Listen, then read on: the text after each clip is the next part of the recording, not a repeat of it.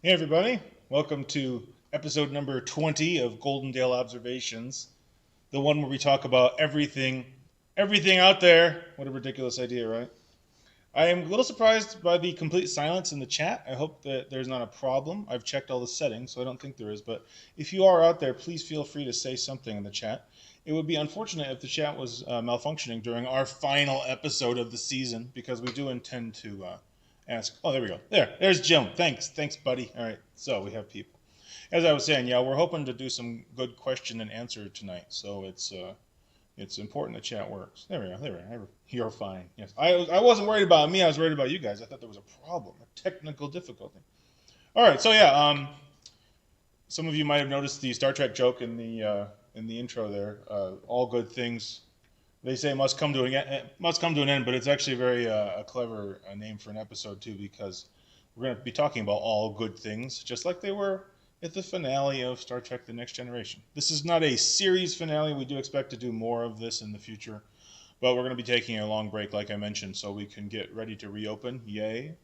And also so I can take a vacation. Boo! Yeah, and we might incorporate these concepts. We might do something a little different, but still live, or maybe we'll do pre-recorded content. We will see. Yeah. So, in case you forgot, my name is Troy Carpenter. I'm coming to you live from the new Goldendale Observatory, which, as I said, we are quickly preparing for reopening. And as always, this is a public facility, and we want you to ask questions so you can learn stuff. So please do that, and also feel free to make comments.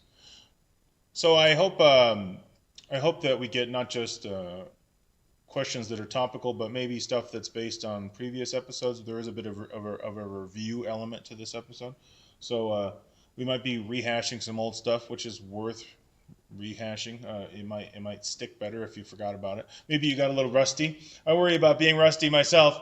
When we reopen, we're going to have all these people here, and they're going to be looking at me for information, and I'll be like, I don't know anything about astronomy. What are you doing here?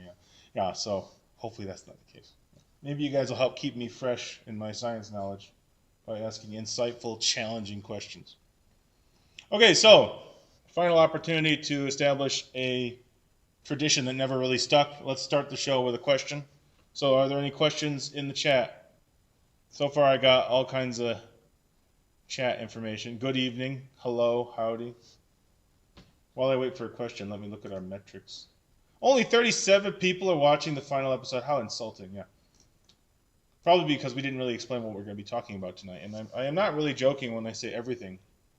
What topic or theme do you want aspiring astronomers to have as a foundation? That's interesting. I would argue that as a theme, they should dare to dream. And what I mean by that is, I kind of mentioned this a few weeks ago.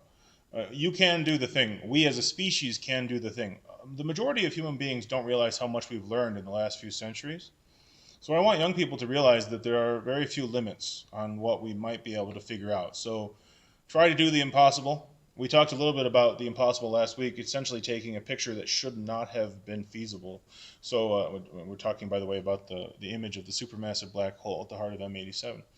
So the reality is that these young people they're being born into an age where we know more than we ever have, and knowledge is more easily disseminated than ever before. So the sky's the limit, so to speak. There are so many problems that human beings deal with on an everyday basis. So many angst, so many insecurities, and so many of them can be addressed now. We have the technology. We just need the willpower. So it's not just about astronomy, but the future of our species. And again, I want young people to believe there is a bright future ahead and that they should try their best. Yeah, so I don't have, as far as a theme, I don't have one except maybe ambition, if that's a theme, or audacity. As I said, dare to dream, yeah. So, that's not bad. That was kind of a philosophical question. Let's see. How will we know if and when you resume online presentations? We'll put a notice on the live events tab on our website. What type of camera do you use for astrophotography? I'm a big Sony fan. We have several Sonys. I have a Sony A99, which is a full frame. That's the old Minolta A mount. Then I have a Sony A7S, which is the new E mount, also full frame. We have a Sony A6000, which is APS-C sensor size. We have a number of scientific medical imaging cameras that I've modified for use in astronomy. Those are very small sensors, also Sony sensors though. And then what else do I use? What do we used to have? I might be getting an A7 II soon and looking into a Fujifilm medium format. I'm looking forward to getting into medium format imaging. I don't know if you know, speaking of technology and everything and everything becoming more easily accessible, it is now possible to buy an affordable medium format digital camera, which for most of the time that wasn't true. I mean, you had to spend many tens of grand to get into that, to the big sensor world. So yeah, those are the cameras. And then one thing I should add though that I always like to add, a lot more than 30. What was I talking about? Yeah. So anyway, as I was saying, one thing I'd like to add about the cameras is it's not just the bodies, or rather I should say it's the bodies are the least of your concern. What you really should be concerned about are the lenses you attach to them. That's one of the reasons I'm a big fan of Sony E-mount, because it can be adapted to almost any optical system ever made in history. That's pretty cool. That's a pretty huge feature. So all I do is I use almost exclusively old lenses. So this is a Pentax from the 60s, and another one from the late 50s, and even my telephoto stuff, especially. Actually, you've seen. I have one. Actually, I have them right here. I've got this big one, World War II era aircraft surveillance lens that I modified for use with a modern camera. You can really, and then of course you have things like ordinary telescopes, which are off the shelf.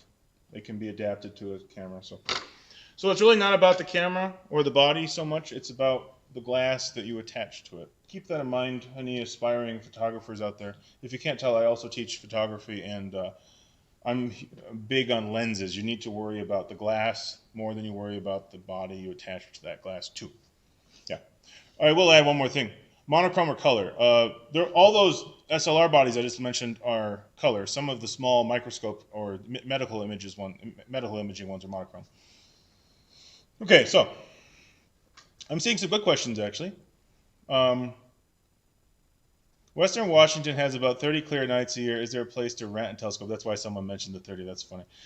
We have a lot of clear sky out here on the eastern side. Supposedly 10 times that, 300 days a year supposedly.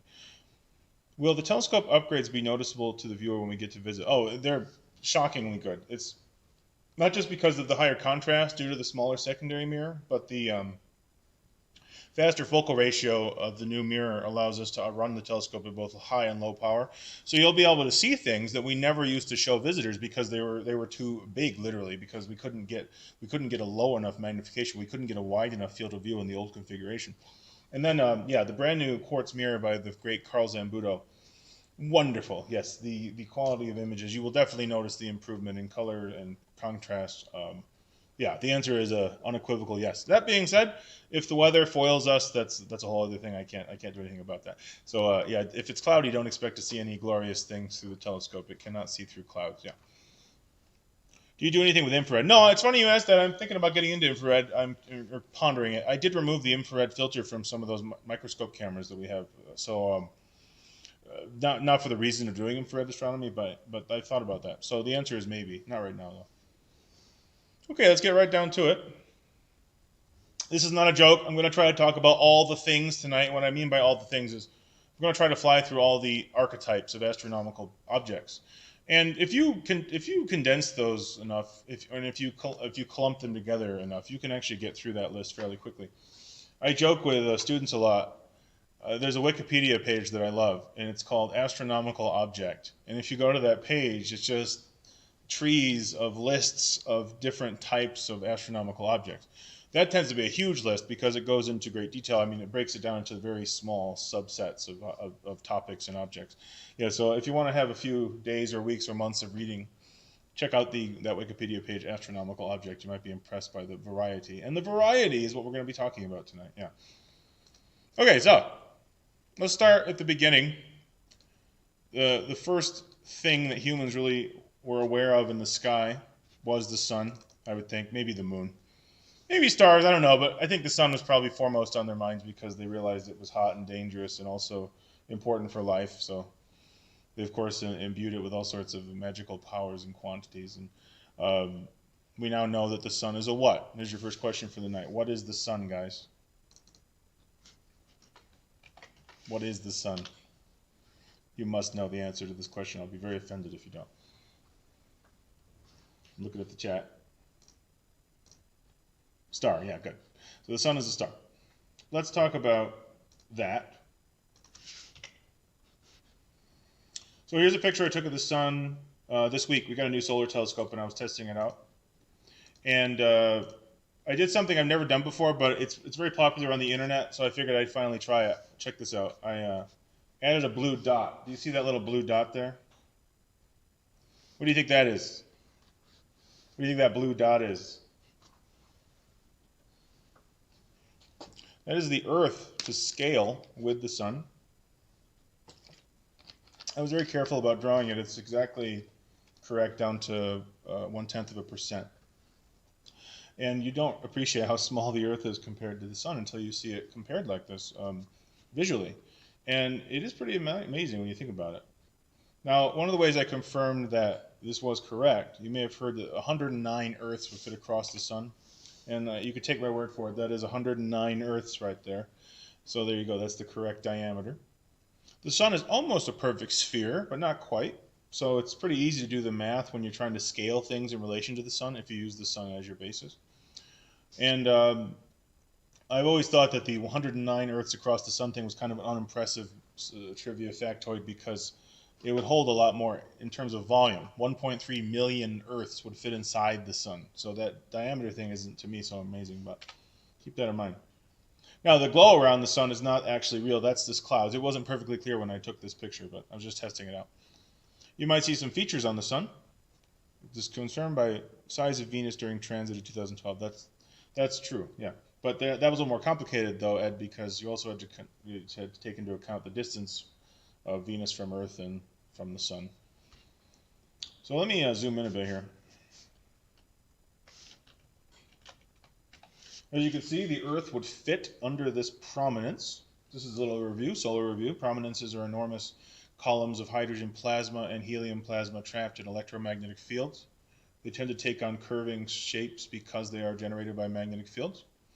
And they're probably one of the most famous features on the sun, although people constantly refer to them as flares incorrectly. Flares are explosions on the sun.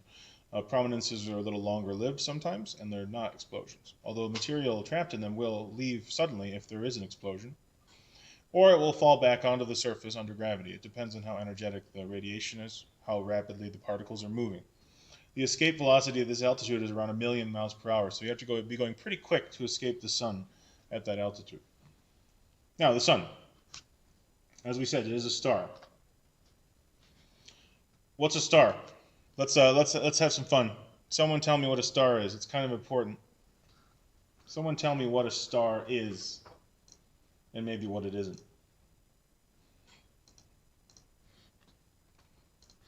This is not only a review. This is also a common sense or a grade school science question. What is a star, guys? If you don't answer soon, I will move on. I'll give you 5 seconds. 5, 4, 3. Okay, a body undergoing thermonuclear fusion. Well, that's a little too broad because that could also refer to a hydrogen bomb, but I know what you meant, and you're not wrong. You're certainly correct. Oh, good. Interesting words. Oh, these are all interesting. Okay, so someone said ball of hydrogen. That can't be right because there are other balls of hydrogen. Here's a scale drawing of our solar system. Put my head over here. I see 5 giant balls of hydrogen on this image. Obviously, the one on the left is the sun.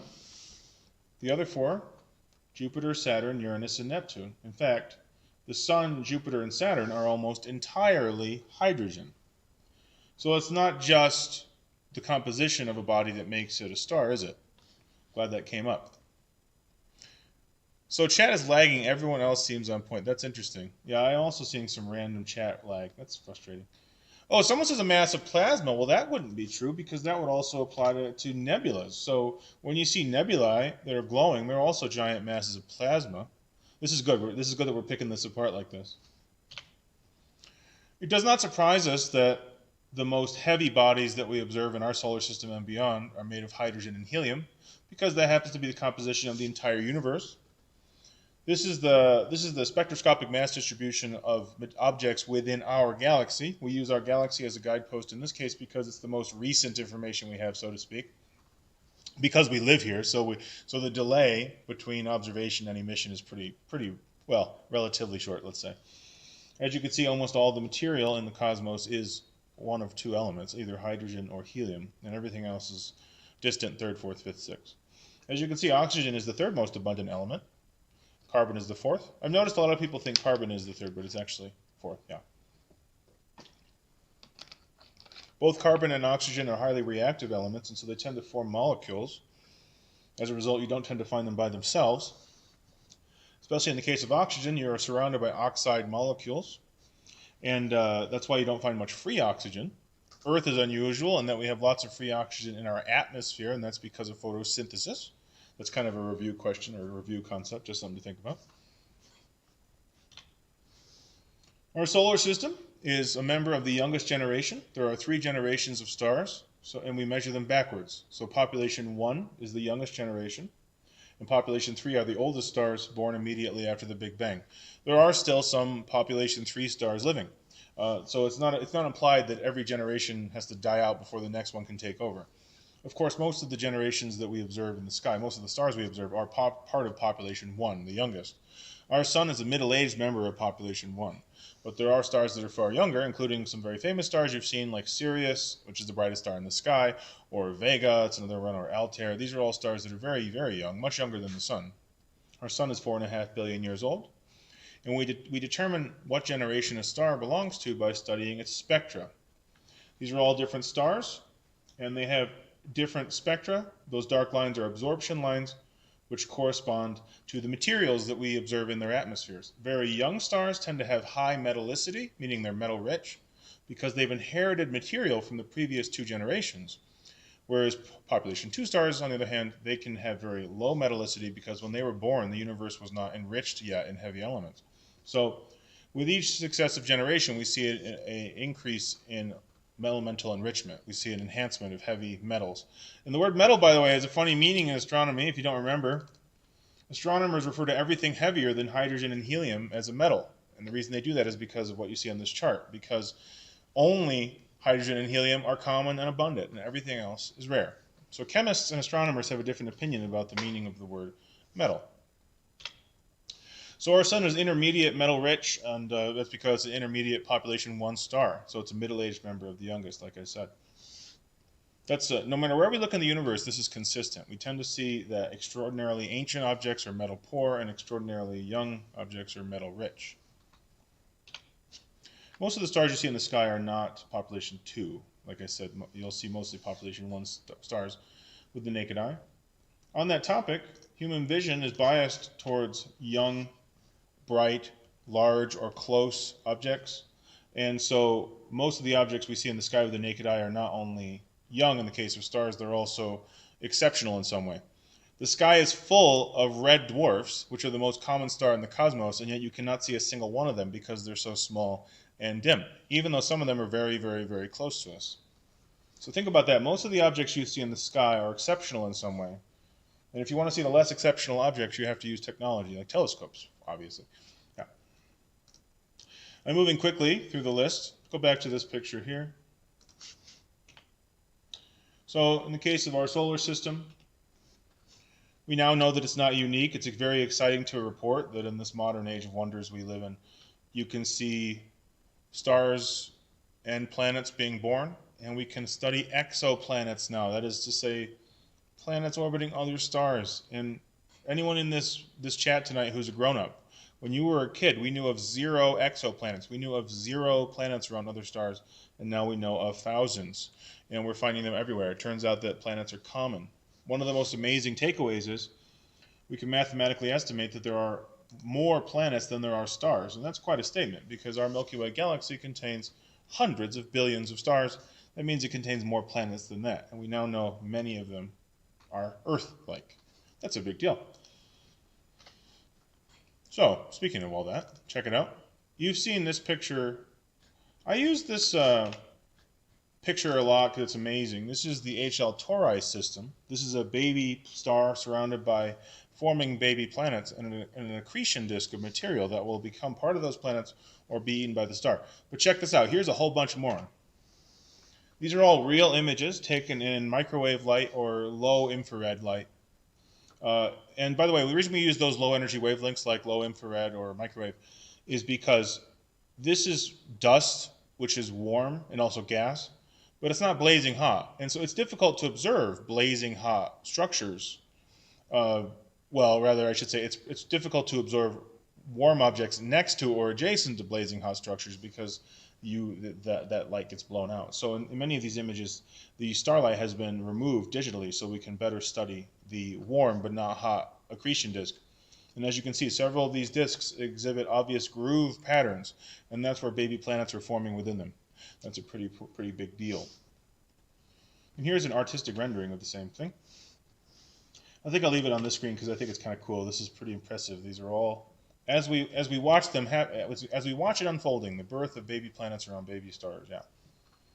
And these are all, of course, what we would refer to as extreme population 1 stars. These are all newborn members of the youngest generation. And not surprisingly, as is consistent with measurements time and time again, the spectra of these systems implies metal enrichment. So these star systems will have a higher ratio of heavy elements than even our own solar system, which, although rich in a cosmic sense, is still almost entirely hydrogen and helium. I think that's pretty amazing.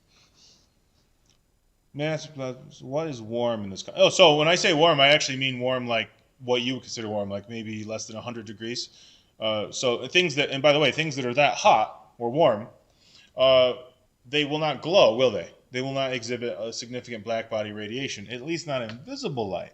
But something that warm will definitely give off, for example, infrared or microwaves, and that's something we can study. That's a good question. Good question.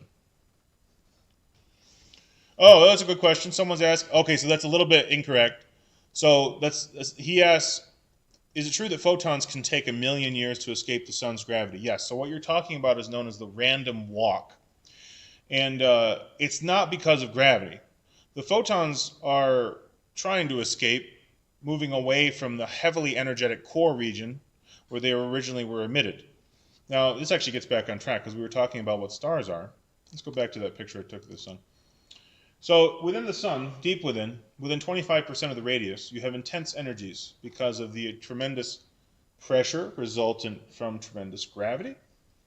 That pressure, of course, leads to enormous heat, which is necessary to drive fusion. The reason the sun is able to undergo thermonuclear fusion, hence note the thermo, is because the temperatures are high enough. The reactions are so intense that gamma rays are emitted. Gamma ray photons. But gamma ray photons have very short wavelengths, and they're easily impeded by obstacles. So those high energy photons strike atoms and molecules deep within the sun, and they're absorbed and then re-emitted as lower energy photons. Those lower energy photons are absorbed and re-emitted as lower energy photons. And they're not doing this in a straight line, so the photons are not going like... If they did that, they'd be out pretty quickly. Instead, the photons are like this. They're like all over. And yes, it can take thousands of years. I've heard the millions of years thing. I've heard some arguments against that, but at least tens of thousands of years for a single quanta of electromagnetic energy to escape the core. Yes. So that's one problem in science fiction. We've seen science fiction movies where stars' cores die all of a sudden, and the star instantly turns black. Actually, it would be residually hot for a very long time. And it would also collapse if something like that happened because energy reduction from the core would cause gravity to win, wouldn't it? And that's a good review question or concept. Stars exist on a balance. Fusion force pushes out, gravity crushes in. And when that balance is upset, things change. Yeah, good. Sun is dense, yes. Even though the surface is thinner than air and you could fall through it easily if you could survive the heat, eventually you get to the core, which is something like... It's hundreds of times denser than water. That may sound impressive, but I mean, not impressive, rather, because water's not that amazing of a thing. But you learn at school that water is uncompressible. Well, I'll tell you something. At those pressures, yes, it is, and anything else is. Most anything else is. Yeah. So yeah, incredible pressures and densities in the core region. So we've just kind of beat around the bush to pointing out, to specifying what a star is.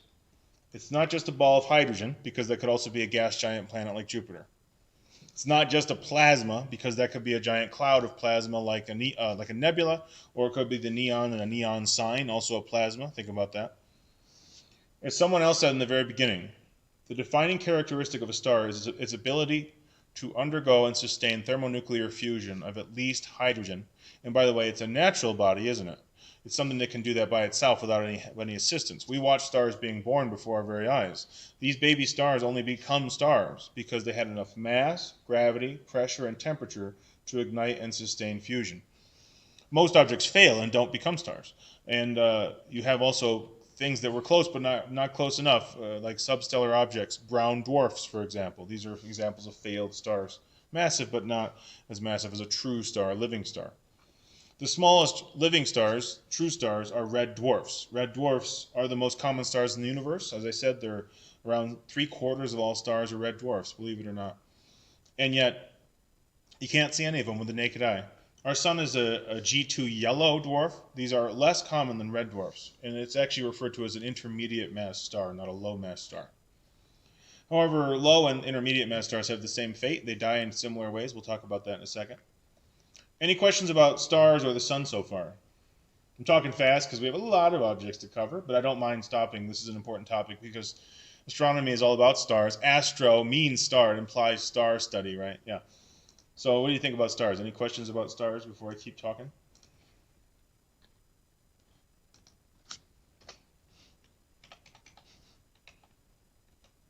Now, I'll go back to the protoplanetary disk for a second. The reason that the material that collapses from a nebula forms a disk is because you have two forces vying for the material. You have centripetal. By the way, I just learned something really cool. I didn't know this. Isaac Newton actually coined the terms centripetal and centrifugal. And the meanings are kind of amusing. So a centripetal actor is something that seeks the center or hunts the center.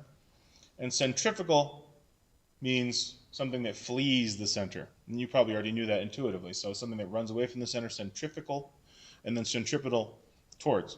Gravity in this case is the centripetal, not centrifugal, centripetal actor pulling things in towards the center. The centrifugal actor in this case is inertia. Centrifugal force is not actually a force.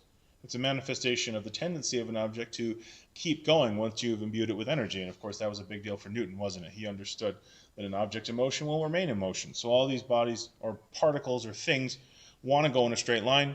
If gravity suddenly ceased to exist, any part of this disk would suddenly go hurling off into forever. So the material can't do that because it's being restrained by the centripetal actor, gravity. And this ends up distributing material along the most efficient structure possible, a flat plane.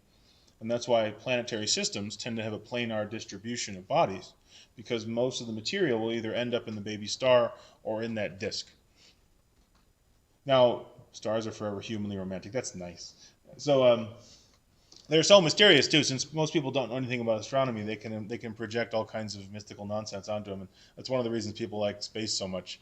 It could be anything you want it to be, or at least they think it can. This is also why science fiction authors like space, because they don't think there are any rules, and you go, oh, no one's ever been to space, so I can make this any way I wish, and no one would know. No one could call me on it. I strongly disagree with that. The reality is that, unfortunately, the majority of people get their science education from movies. And so when a director takes a lot of liberties and makes space this fantastical place with all sorts of nonsense going on, I think that detracts a little bit from people's understanding of scientific reality. For example, I talked about way back in one of the earlier episodes the concept of space being cold. Most people think that space is cold and that things freeze solid as soon as they enter it because they see that all the time in movies. It's not true. Space is a vacuum. And so things actually take a long time to heat up or cool down. And so as a result, your biggest concern if you get blown out of an airlock is not freezing to death, it's suffocating. A lack of air, yeah. So that's an interesting topic. Anyway, it was a good review topic. Even though the material is distributed in a planar manner, the various bodies don't end up that way. They don't end up like saucers, do they? I often get asked a question, people will see like an asteroid or something, and they'll say, why is it such a weird shape? Let me show you. Notice that we have, let me put my head down here. That's fine. Notice that Ceres is mostly round, Vesta is kind of round, and Eros is not very round at all. Here's some more. Here's Earth for scale, along with Earth's moon, which is also for scale. And then we have asteroids. Notice that these had to be magnified because the actual objects were too small. Notice their shapes. People often ask, why are space bodies round? And that's not actually the best question to ask, because the majority of space bodies are not round. The sun might be orbited by less than a dozen planets, but it's orbited by trillions of tiny little things. Some of them meteors and asteroids and comets. Some of them too small to have names, but little tiny itty bitty things. Most objects are not actually spheroids or sphere-like. They're kind of lumpy, aren't they? Why for? How come? Someone explain it to me. Why is it that so many things are lumpy and not round? What do you think? Look at all these lumpy things. By the way, these are asteroids, and then we also have some comets over here. These are comets. I'm going to put my head in the way. I don't think anybody cares. Let's see. Unless you really want to see every one of these objects. Good job. They are not massive enough. So mass curves space-time. We experience it as gravity, this curvature. The heavier something is, the better it is at crushing itself. You might recall that I mentioned earlier that the sun is almost a perfect sphere, and that's because the sun is made of highly compressible material, hydrogen and helium plasma, and it's extremely heavy. So the combination of enormously strong gravity, being made of a material that's easily compressed, and a relatively slow rotation rate makes the sun almost perfectly spherical. Now that rotation rate is also important. The faster something spins, the more centrifugal force wants to make its equator bulge, and that's why planets tend to be oblate. Earth is oblate a little bit. It's a little bit wider at the equator than it is at the poles. Jupiter is noticeably oblate, and you can see this actually in a telescope, believe it or not. It's not perfectly spherical. And this is because Jupiter has the shortest day. It spins in less than 10 hours, and so experiences significant equatorial, in this case, centrifugal force. Yeah. Good. Someone asked a good question. The amount of gravity planets and celestial bodies are only round because they have enough gravity to make them round. That's right, very good. What defines a galaxy? X numbers of stars or planets. So that's actually part of the show tonight. So let's hold on to that very good question, because galaxies are, of course, one of our archetype objects that we need to cover, aren't they? We're going over all the most famous types of things in space. Yeah. Now, what I've done so far, if you can't tell, is I've moved from planets in a star system to the minor bodies like asteroids. Let's look at some others. Now, in this image, we have a bunch of moons. I love this image. I use it all the time. What's cool about this picture is that these things are all drawn to scale. So what we have are the major famous moons of all the planets, and then we have some comets and asteroids thrown in for good measure, and these are heavily magnified so you can see them. Let me show you just how tiny some of these are. Let's zoom in on good old Earth's moon, shall we? So there's Earth's moon, and you want to compare that to Mars's moons. Look, Phobos and Deimos. Phobos, Deimos, look how puny they are. These are, again, magnified images. Here's the real size, tiny little Phobos and Deimos compared to Earth's moon. Notice Earth's moon is nice and round. Notice that Phobos and Deimos are lumpy. Yep. Let's go over here to some asteroids, and you can again see some lumpiness there. Notice Ceres, formerly the most massive asteroid, now upgraded to dwarf planet, by the way. Congratulations, Ceres. Is the roundest of the asteroids. It's also the roundest thing in the main belt asteroid field. As you can see, most of the other things are quite lumpy. Let's go over to a famous moon, though, and this segues into something else I want to talk about. The ability of a body to maintain an atmosphere.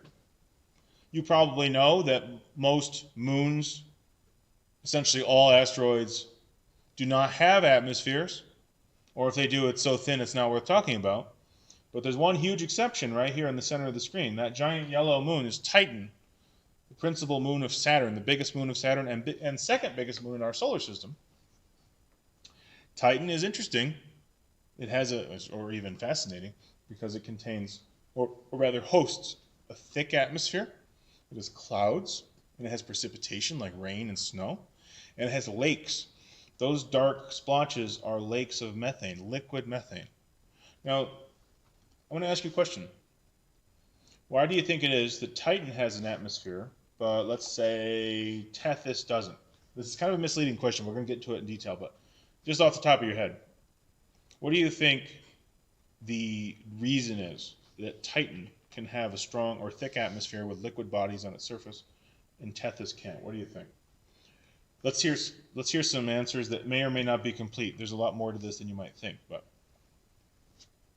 so what do you think? What is it about Titan that makes it possible to maintain an atmosphere?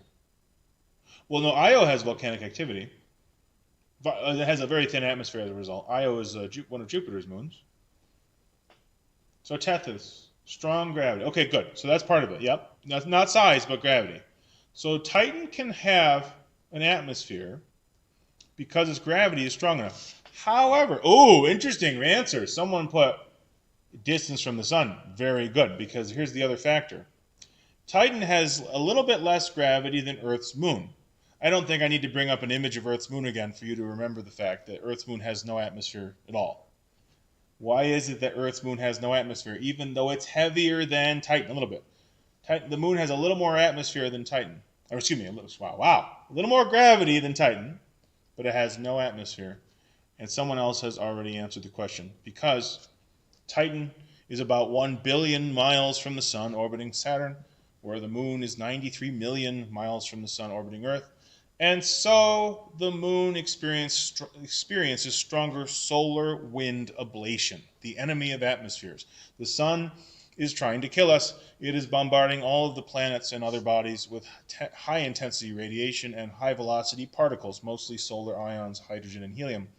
And this destructive force, the solar wind, strips bodies of their atmosphere. So, even if you have enough gravity to hold on to an atmosphere, you may not be allowed to keep it because the sun may strip it away. Mars is one of the best examples of this. Mars famously used to have a thick atmosphere. We know this because it has signs of liquid water on its surface. But now Mars' atmosphere is only 1% as thick as ours, and it continues to leave. And this is because it's being stripped away by the sun. And we know this because we can literally observe it happening with a spacecraft called Mars Maven.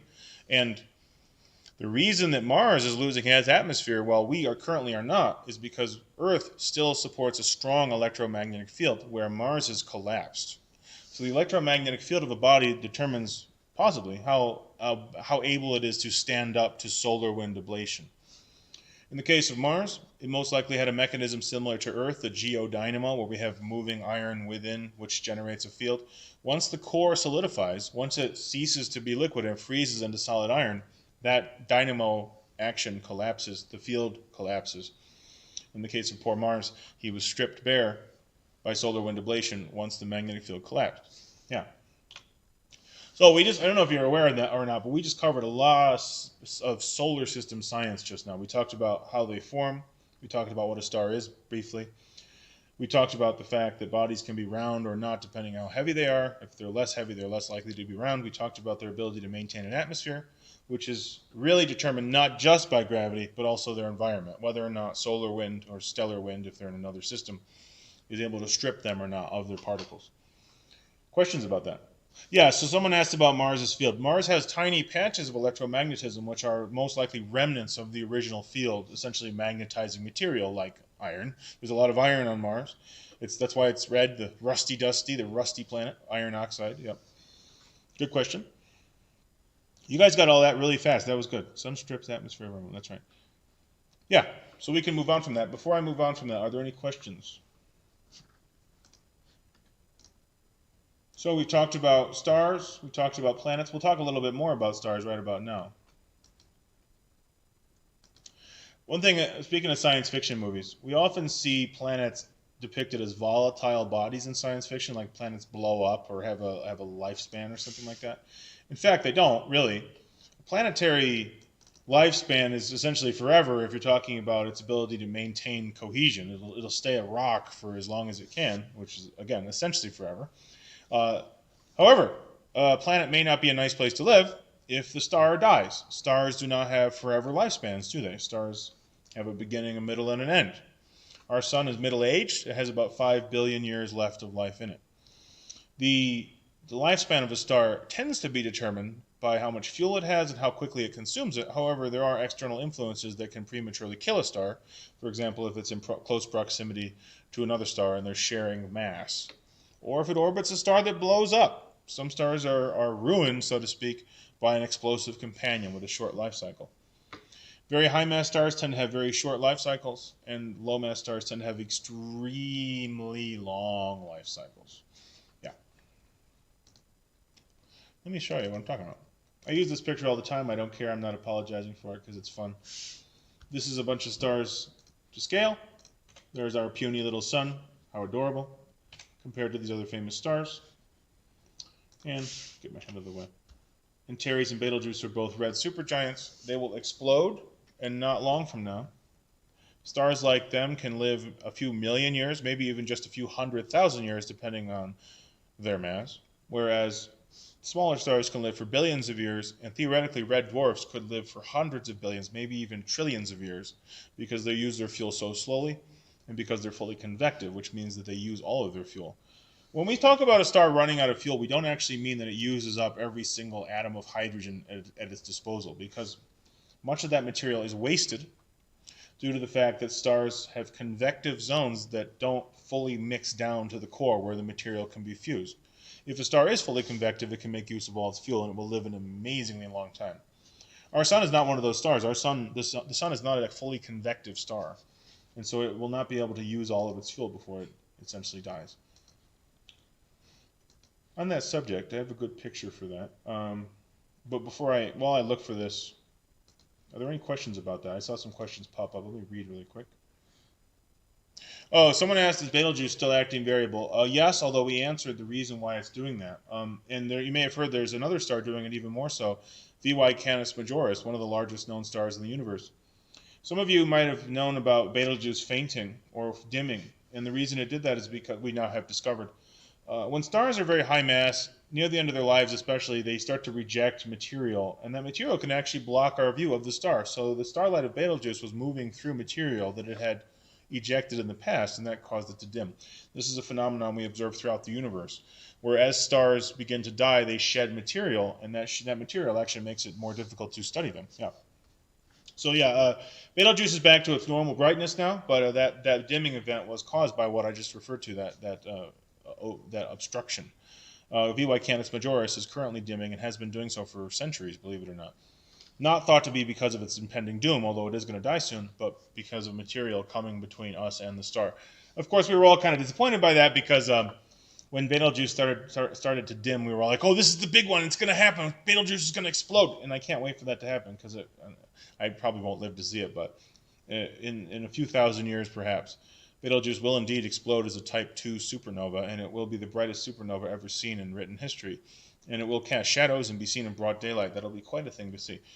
Betelgeuse is around 600 light years away, so please don't worry about this. It will not cause any cataclysms on Earth, although it will be very impressive to watch. Yeah. As I was saying, different types of stars, different convective regimes. So we have here, let me see if I fit. No, I don't fit anywhere. So the stars here, we have a high mass star, intermediate mass, low mass. Notice radiative versus convective zones. The high and intermediate both have those, but notice the low mass stars do not. This is one of the reasons that low mass stars can live such an extremely long time. Red dwarfs have such long lifespans that they've essentially just begun their lives, because at the most they can only be 13 billion years old, give or take a few hundred million. And for a red dwarf, that's just the beginning of a very long life indeed. Meanwhile, many uncountable trillions of intermediate and high mass stars have died since the beginning of the universe. Yeah. Speaking of which, let's talk about the aftermath, shall we? This is an image I used. I've used this image for two things, dishonestly. Sometimes I use it to talk about neutron stars, and sometimes I talk about it for white dwarfs. It's hard to imagine what either one of those bodies actually would look like. This is definitely an artistic interpretation. Both bodies are known to have strong magnetic fields, although neutron stars have much stronger ones. Both of them would appear to be living stars because they are hot, but they're hot because of residual energy, not because of fusion. A star dies when fusion ceases. So a stellar remnant is the leftover after fusion has ceased, and different types of stars die in different ways, and they leave different kinds of remnants. So low or intermediate mass stars, when they die, they first swell into a great size. They become giants. You saw that picture of the stars here, Rigel and Aldebaran, Arcturus too. These stars are gigantic because of the stage of their lives, especially Arcturus and Aldebaran. They were not always so big. In fact, Arcturus is very much like the sun. Near the end of a star's life, fusion of helium can begin, and we're talking about low or intermediate mass stars right now. This increases the energy output of the star, causing it to swell up. Like I mentioned earlier, the size of a star is determined by that fight between gravity crushing in and fusion pushing out. Also, before that, fusion itself can migrate from the core to a region around the core, bringing the reaction closer to the surface. Again, this increases energy output, the surface grows, etc. There's a number of mechanisms by which a star's energy output changes near death. Ironically, they often increase in energy, not decrease. Eventually, the energy output becomes so great that the star begins to shed mass. Eventually, a significant portion of mass will be shed and form a type of nebula. We'll talk about those in a minute, called planetary nebulae. They have nothing to do with planets. We'll get to that. Meanwhile, the core collapses, unable to fuse the new material it has become. Could be carbon oxygen, and a bunch of other things like neon. But elements that are too heavy or too difficult to fuse, given the energy output or capacity of a given star. Small stars, intermediate mass stars, cannot fuse these heavier elements, and so the core stops fusing and collapses into a remnant like we just talked about, a white dwarf. White dwarfs can be about the size of Earth, or a little bigger or a little smaller. So you're talking about an Earth-sized remnant of a star, a dead star. White dwarfs, due to their great density, may end up being the last hot objects in the universe, unknown trillions of years from now. Because not only do they compress a lot of hot material into a small space, they also radiate that heat very slowly, because their primary mechanism of radiation is infrared light, which is fairly slow. So they stay hot for eons of time. Even though they're dead, these bodies can be millions of degrees because of residual heat that's difficult to get rid of. Back to what I said earlier, space is not cold. Space is not a deep freeze. Space is a vacuum, and it takes a long time sometimes for bodies to lose their heat because their only opportunity to do so is infrared or in other wavelengths of light, electromagnetic radiation. Neutron stars, and let's pretend this is a neutron star image now, they can also lose energy via neutrino emissions, and this actually allows them to cool down faster than white dwarfs, even though they start out as more extreme objects. Speaking of neutron stars, again, we're talking about stellar remnants. Betelgeuse and Antares here will most likely become neutron stars upon their deaths. Neutron stars, as the name implies, are made entirely of neutronium, which is a science fiction term for a material made of just neutrons. And the reason they're made of just neutrons is the gravity is so intense that protons and electrons are actually forced to combine into neutrons. And the only thing preventing further collapse of the body is the physical strength, if you will, or the degeneracy pressure of the neutrons. So the neutron's physical strength, so to speak, is the only thing holding up a neutron star against further collapse. You could sometimes describe a neutron star as a giant molecule because all of these neutrons are touching each other. By the way, that's bizarre. In everyday life, atoms do not touch each other. Atomic nuclei have a +1 or more positive charge bias because they are comprised of protons and neutrons. Neutrons have no charge, protons are +1. So you have atomic nuclei that never touch each other because they repel electromagnetically. Only extreme attraction, like in this case, the enormous gravity of a multi-solar mass dead solar core, is sufficient to make neutron stars touch each other. Yeah. Questions about that? Kind of an extreme thing. Yeah. Oh, hey, someone asked about the Crab Nebula. Where did I see that? Where'd it go? Yeah, so that's directly related to what we're talking about. Because at the center of the Crab Nebula, there is a neutron star, and it is surrounded by material that was exploded away by a dying supermassive star. So the explosion, the Type 2 supernova that made the Crab Nebula, and I have pictures of that we'll talk about, that was created by an exploding star, that material blown out. And within its heart is a pulsar, which is a rapidly rotating neutron star, the collapsed core of that supergiant star. How do we know that the neutrons are touching? Well, math, so they have to be. So we can calculate the conditions present in a neutron star, and we know that the gravity is so intense that they must be. Also, we see some indirect evidence of that in the bizarre electrical, and I'm using that word deliberately, electron behavior of neutron stars. They have these unimaginably powerful electromagnetic fields, and this may be due to electrons being squeezed out, so to speak, and moving around the surface at enormous velocities. I remind you, there is a type of neutron star known as a magnetar, which are the strongest magnets in the universe, the strongest natural magnets. And magnetic fields, billions of times anything you've ever measured on Earth. And magnetic fields so strong that they would rip you apart electromagnetically. So yeah, simulations are how we know they're made of solid neutrons. Also, their neutrino emissions and the fact that, or indirectly the fact that they have these powerful electromagnetic fields that seem to be the result of innumerable freed or loosed electrons that used to be part of atoms until they were squeezed away. Now, what's the next thing in terms of stellar remnants? We talked about white dwarfs, we talked about neutron stars. What's the next most extreme thing? Anyone know? It's thought that up to 3 solar masses core, you can have a neutron star. Well beyond 5 solar masses, it needs to collapse into something more frightening. What am I talking about? What scary object? I bet someone knows because they're the most famous things ever. Let's see, I'm watching my chat. Black holes, that's right. Oh, someone said quasars. No, that's related to black holes, though. Hold that thought. So you might be thinking about quark stars. You may have noticed the gap between 3 solar masses and 5 solar masses. There's a hypothetical type of dead star called a quark star, which is lives somewhere between neutron star and black hole mass. And this would be comprised of quarks. Essentially, it's too heavy to exist as neutrons. The neutrons are crushed under their own weight until they are no longer made of neutrons. The neutrons degenerate into the quarks that make up those fundamental particles. Much heavier than that, then you go from quark star to black hole. The problem is we've never observed a quark star. We don't even know what they would look like.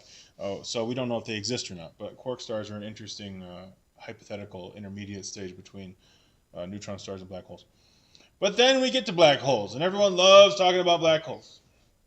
And I think the reason people love talking about black holes is because they're so shocking and bizarre. They essentially break the rules of physics, and yeah, ironically, physics demand that they exist. Einstein's relativity demands for the existence of a black hole based on the existence of extraordinarily heavy bodies that undergo essentially runaway or complete gravitational collapse. So black holes are completely collapsed objects.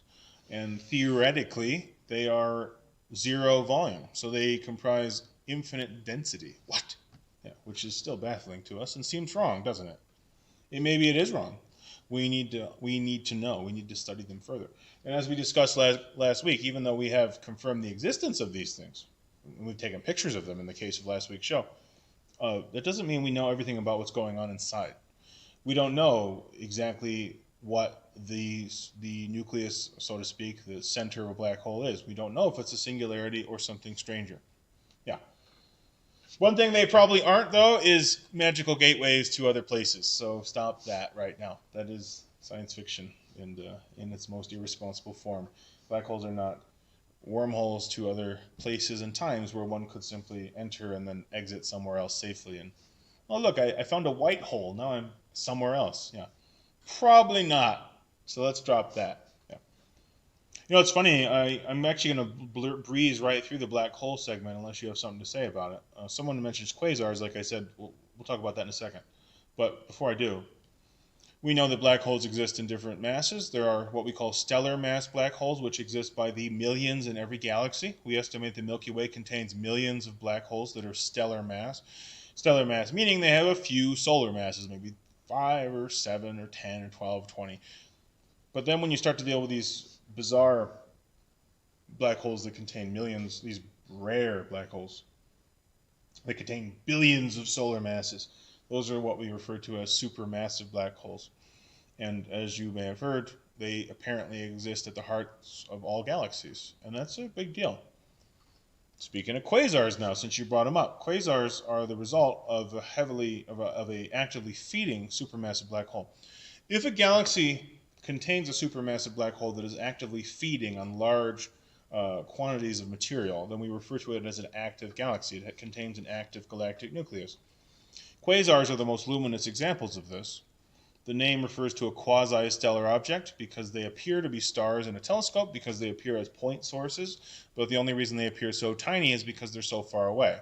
The nearest quasar is over 1 billion light years away.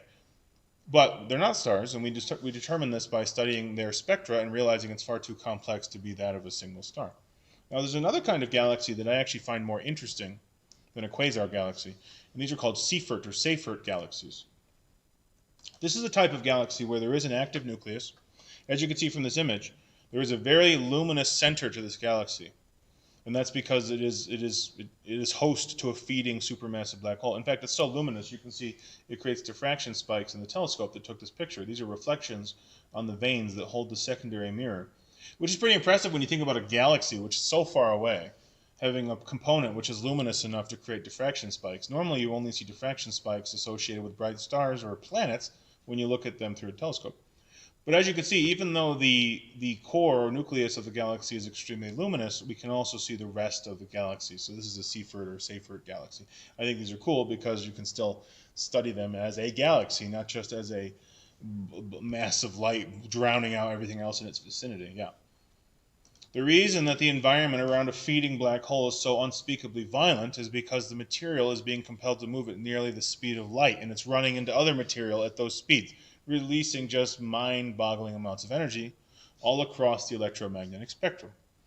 If there's a lot of movement in the system, for example, two supermassive black holes orbiting each other, it can also emit strong gravity waves, and as we discussed in a show a few weeks ago, gravity waves are now detectable, so we can now detect these very heavy bodies without seeing the light of their activity. Amazing, yeah. So only the most massive of stars form black holes naturally. The other type, though, supermassive, we don't think are formed from star death. They're direct collapse objects from masses of material that was born immediately after the Big Bang. And we find that the clumpiness of mass distribution in the universe matches the radiative output, the signature of the Big Bang and the cosmic background radiation.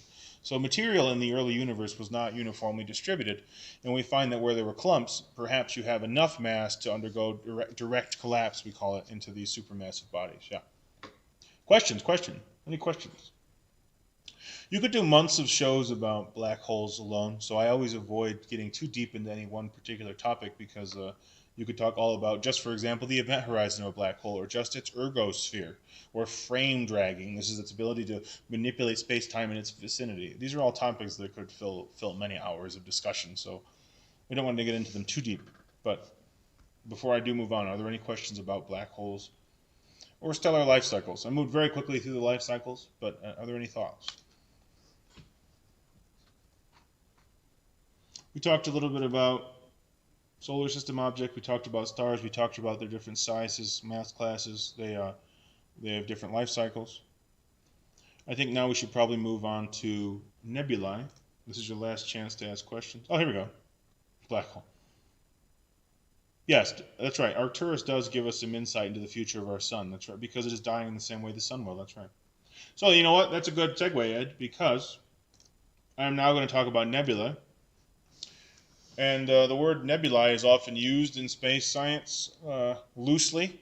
It has a nebulous terminology because it used to be an overused word. It essentially in French means a mist or a fog. And early astronomers that were using telescopes, so over the last few centuries, would study the sky and they would find blobs. They'd find things that were hard to resolve, dim, fuzzy objects, as we sometimes call them.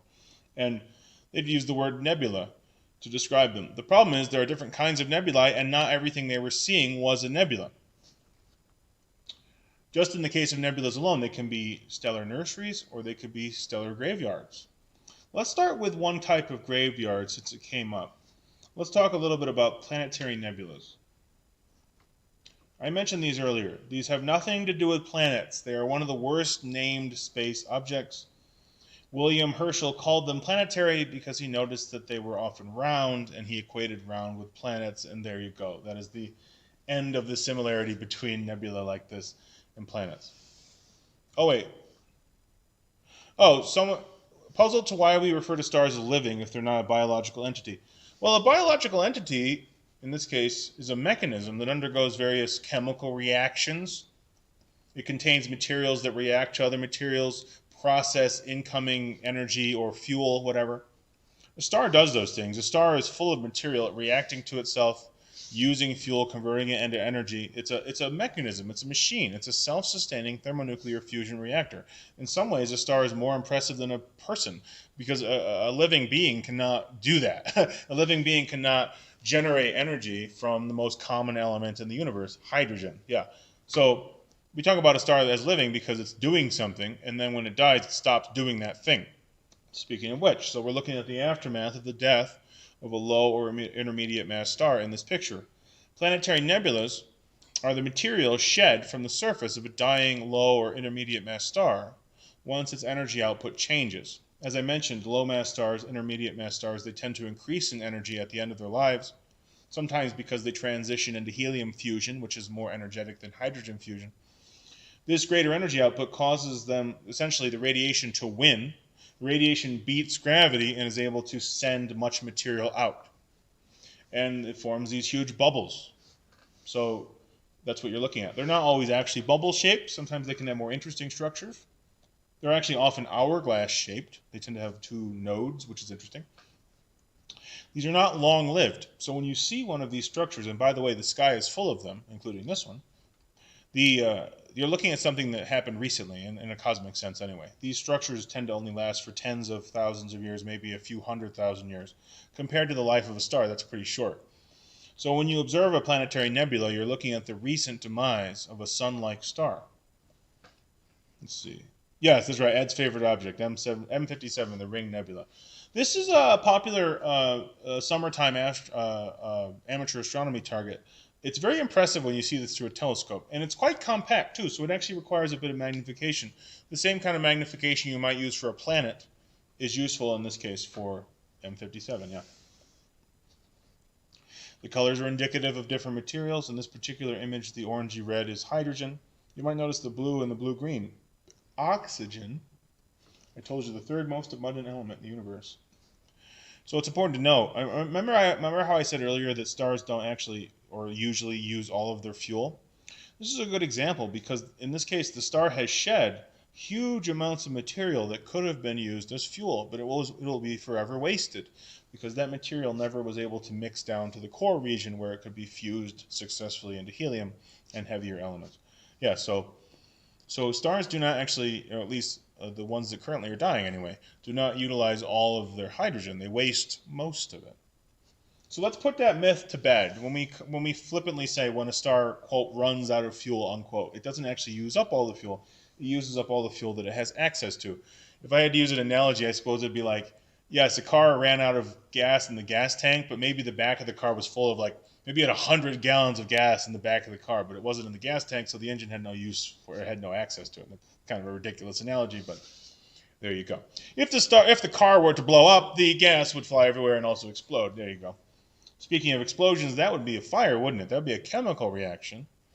And when stars die, we're talking not about chemical reactions, but about fusion. This is a nuclear reaction, thermonuclear fusion, the synthesis of heavier elements by combining lighter ones under enormous force. Yeah. One of mine too. Yeah, so Jim also likes this object. Can we see the central star with a new mirror? You know, Jim, I'd like to find that out. I haven't tested it yet, so I would love to see. Technically, it should certainly be able to do it, see the central star. Because, yeah, when you look at the Ring Nebula, guys, with a good telescope, you can actually see the dead white dwarf in the middle, which is pretty impressive. Which is pretty impressive when you consider that that's dead. It's not living. So it's giving off enough light just from its residual heat to be observed all the way back here on Earth, 2,200 light years away in this case. Yeah, think about that. Same object, but with a hydrogen alpha overlay to give you some idea of that it's actually a lot more extensive than it looked like in that last picture. There's an enormous cloud of, again, wasted, if you will, hydrogen around this planetary nebula. But it's hard to pick out without special filtering because it's much dimmer than the material we just looked at. This is the Helix Nebula, totally different nebula, but you might notice it looks similar. This is an impressive uh, uh, mosaic from the Hubble Space Telescope, so we can zoom in very closely. Check it out. Look at the detail. That's all material shed from that dying star. You don't appreciate how much stuff is in a star, how much material is in a star until they start to shed that material and it expands into a cloud that is literally light years across. Then you can start to be reminded of how much material a star consumed before it turned on and became a living star. As they start to shed that material, we're reminded of just the sheer vastness of mass that they comprise. Look at all that material. Stars seem so tiny by comparison to what they were and what they become because of gravity crushing them down. I remind you that stars start out as nebulae, which are many light years across. It's a lot of material to condense into a relatively tiny ball. Yeah. Questions about that? So you've mentioned this in multiple exothermic versus endothermic fusion. Are you referring to the fusion of material like iron or nickel, where it actually doesn't produce excess energy or consumes energy? Because yeah, if you get up to a certain mass of material, once you get there, yes, you can no longer glean extra energy from fusion. But with lighter material, lighter elements, lighter atomic fuels, so to speak, you can get exothermic fusion where there's actually more energy released than what was required to start the reaction. And of course, that's why stars are powered by hydrogen fusion, but they're not powered by iron fusion. Once a star gets to that point where iron fusion needs to take over, the star will collapse very quickly. And by the way, only the most massive stars do this, and that is the beginning of the end. Once it gets to a point where any reactions can no longer produce more power than they took to initiate, gravity wins, the star is crushed, and something very violent happens. In the case of supermassive and hypermassive stars, that crushing results in an internal collision with that incompressible iron core. The shock waves cause the star to mix internally and blow up as a type 2 supernova. Yeah, so as far as exo versus endo, in this case, if the reactions are not going to give off net positive energy, then gravity will inevitably win and destroy the star. Yeah, good question. I think that's what you meant. If so, that's a good question. Thank you. Okay, planetary nebulas. Like I mentioned, they're not all round. Here's some different shaped ones. Let's do some blobby ones here. Look at this one, the Bug Nebula. See that? By the way, this is a nice chart. See this circle here? This is actually the size of the Earth's moon in the sky as viewed from Earth. And of course, these are all drawn to scale. So as you can see, these are not bodies that require lots of magnification always, because they appear huge in the sky, even though they're thousands of light years away sometimes, or hundreds, depends on the object.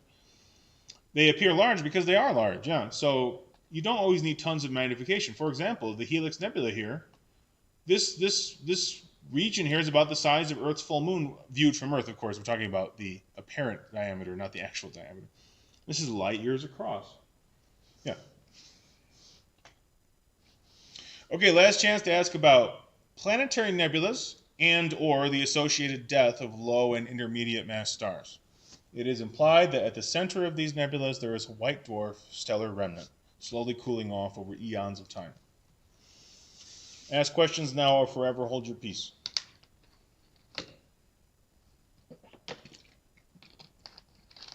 That's right. So a lot of the elements that, well, almost all of them, the rare heavy elements, were synthesized by supernovas either during the death of the star or in the aftermath. Yes. All right, let's go to a happier kind of nebula. By the way, we're on the nebula topic now. We just talked about a planetary nebula, which is the death of a low or intermediate mass star. Let's talk about H2 regions, also known as emission nebula or giant molecular clouds. These are regions where we see stars being born, also a nebula. So the collapse caused by static cling and then gravity results in the formation of baby stars. This is the famous Orion Nebula, my favorite stellar nursery. It's a profound object because you do not need a nice telescope to see it. You can accidentally take pictures of it with ordinary off-the-shelf camera lenses. You can see this with binoculars or a spotting scope. You do not need a giant telescope to see it. It's only 1,400 light years away, and it happens to be in a very famous part of the sky. It's under Orion's belt in Orion's sword. So very easy to find, very bright, very low challenge object. Yeah. So you might notice that the nebula has a sort of cornucopia shape. Looks like a bowl almost, and that's because radiation from the baby stars is pushing it open, blowing it open. That's one of the reasons why these are not permanent objects. These molecular clouds will cease to exist. Who would text me during a show? This better be important. No, no. That's funny. The shape of these is, like I said, caused by the radiation of the stars, and they're temporary as a result. So they will literally puff away. They will literally fade away as the material is either dispersed or, if it's lucky, so to speak, consumed by the baby stars and the planets within. Any questions about that? This is the Rosette Nebula. The Rosette Nebula contains a cluster of baby stars. There they are. And again, notice the shape, that kind of cornucopia or bowl shape caused by the radiation of the baby stars. Notice the color of the baby stars. Notice they're mostly blue. When stars are born, they tend to have high surface temperatures. Blue stars are the hottest. Red stars are the coolest. Just like flame, the blue part of the flame is the hottest part, blah, blah, blah, because that's a more energetic wavelength of light, right? So when stars are very young, they tend to be blue, very hot, very high temperature, very highly radiative, I don't want to use the word radioactive, radiative, giving off lots of high energy photons, which can literally blow away lightweight material. By the way, you might remember from that picture I had of the accretion disk. This is the artist's impression of an accretion disk, and you can see how there's this void or cavity being carved out. Once the star turns on during fusion, any lightweight material in the system will essentially be dismissed. So once the star begins fusing, the process changes, and only the stuff heavy enough to fall in under gravity, defying radiation pressure, will make it to the star or the planets in the system. Stellar nurseries. The sky is literally full of them. This is another beautiful one. This is in Monoceros the Unicorn, not actually far from Orion in the sky, and it's to the upper left. I'm looking at pictures. Veil Nebula. I have some pictures of that. That's actually a supernova remnant. That's right. I'm reading the chat. Yeah. This is one of the most famous stellar nurseries. This is the Eagle Nebula. And this part is nicknamed the Pillars of Creation because you have these just absolutely massively active stellar nurseries where we see dozens of baby stars either recently born or forming. If you look here, these little blobs, these are actually called Bach globules, and these contain baby star systems that are hidden by their own material. Eventually, these will be blown apart or evaporated, so to speak, I'm using that word lightly, by the radiation output of those stars. We know the stars are in there because in infrared light, they shine through the gas and dust blocking our view. So this beautiful and very famous picture, by the way, depicts a huge stellar nursery filled with baby stars being born before our very eyes. Very active H2 region. By the way, the reason we refer to them as H2 or molecular hydrogen clouds is because molecules are rare in space. The universe is so extremely empty that atoms tend to actually be monoatomic. But once you have enough material piled up in a given area, they can form molecules grabbing onto each other. You learn in school that hydrogen always occurs molecularly as H2, where you have two hydrogens together. That's actually not true in deep space, where it's so empty that a hydrogen atom might exist all by itself. Yeah. Famous, this is the famous Horsehead Nebula. And you can see here, you can view the famous Horsehead because of darkness. So a dark nebula blocks light. But then right behind it, we have some emission nebula that's hydrogen ionizing. It's essentially back illuminating the Horsehead. And then the blue here is actually reflection from these bright stars. So you see the blue there, that's a reflection nebula. So those are the three reasons why you can see a nebula. It either blocks light from behind it, it emits light, or it reflects light. By the way, that's not too strange. That's pretty much how you see anything, right? You only can see an object if it does those things, right? Questions about that? I'm reading the chat really quick. Okay.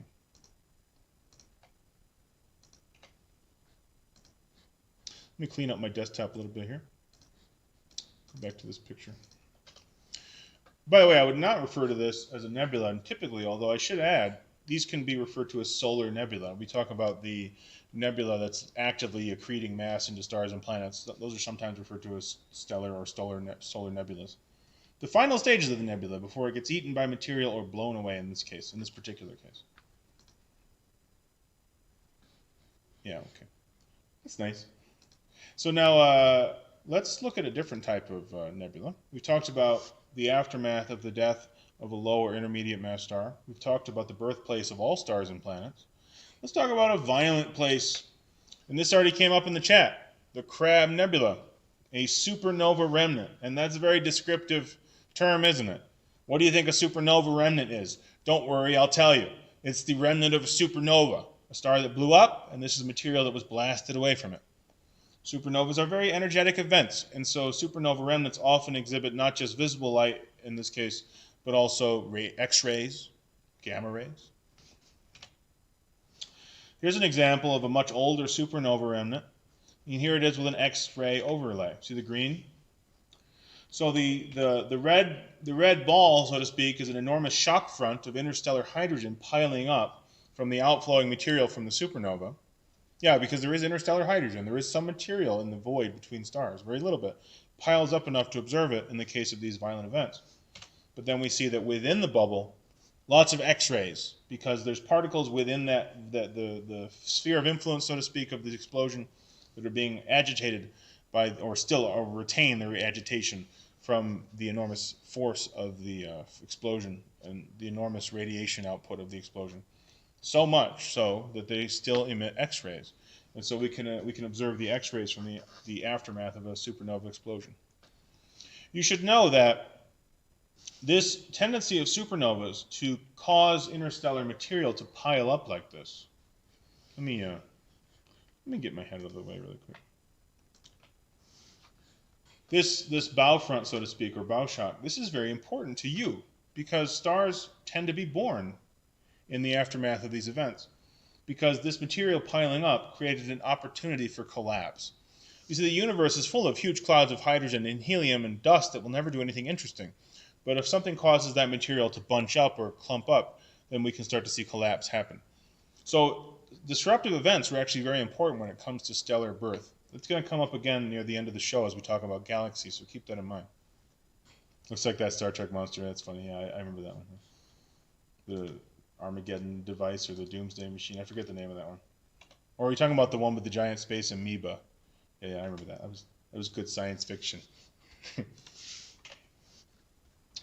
So we already talked about the Crab Nebula. It's the result of the death of a star that was seen exploding in human history in China. And actually, someone mentioned that story up earlier, over 1,000 years ago.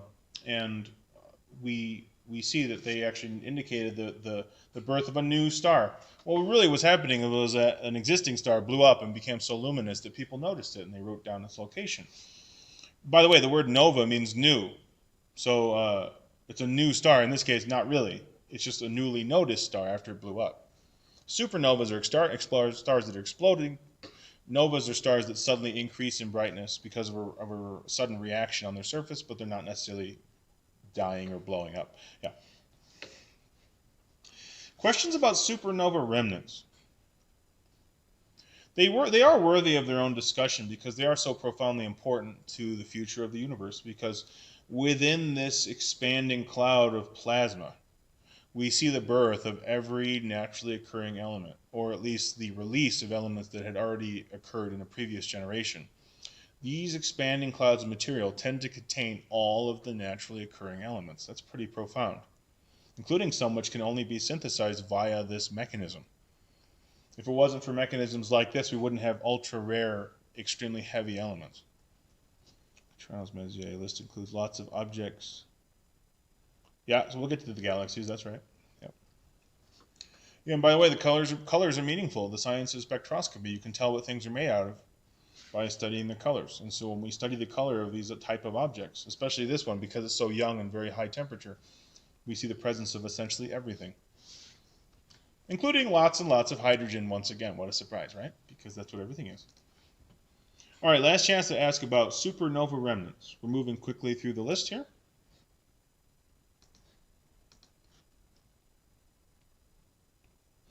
If I skip a type of archetype you think is worth discussing, we can certainly go over it. Okay then. This is a pretty picture of the Californian Nebula. As I recall, this is also an example of a region that's being piled up after the supernova shockwave of an ancient exploding star. Again, these regions where the material piles up, very important to the future of our cosmos, because new stars will be born there eventually. Maybe. If we're lucky, that material will do that. Yeah. Okay, we talked about stars, planets, star life cycles, the death of stars, the remnants of stars' deaths. We talked a bit about nebulae. What's next? You guys keep asking about galaxies. We will get to galaxies. Let's quickly, though, cover star clusters. I bet a lot of you can recognize this one. I bet a lot of you can identify it. Anyone want to try to identify this particularly famous star cluster, guys?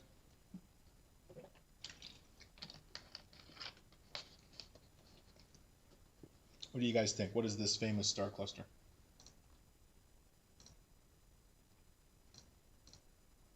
I'm watching the chat.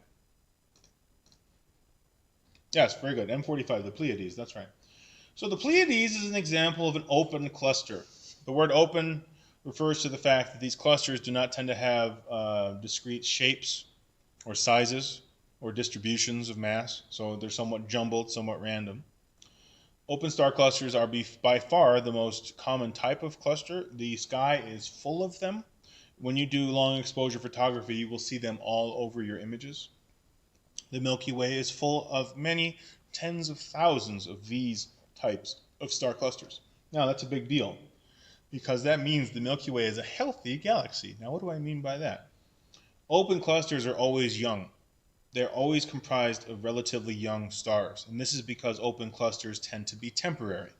All these stars have their own proper motions, and they're all going to move slowly away from each other.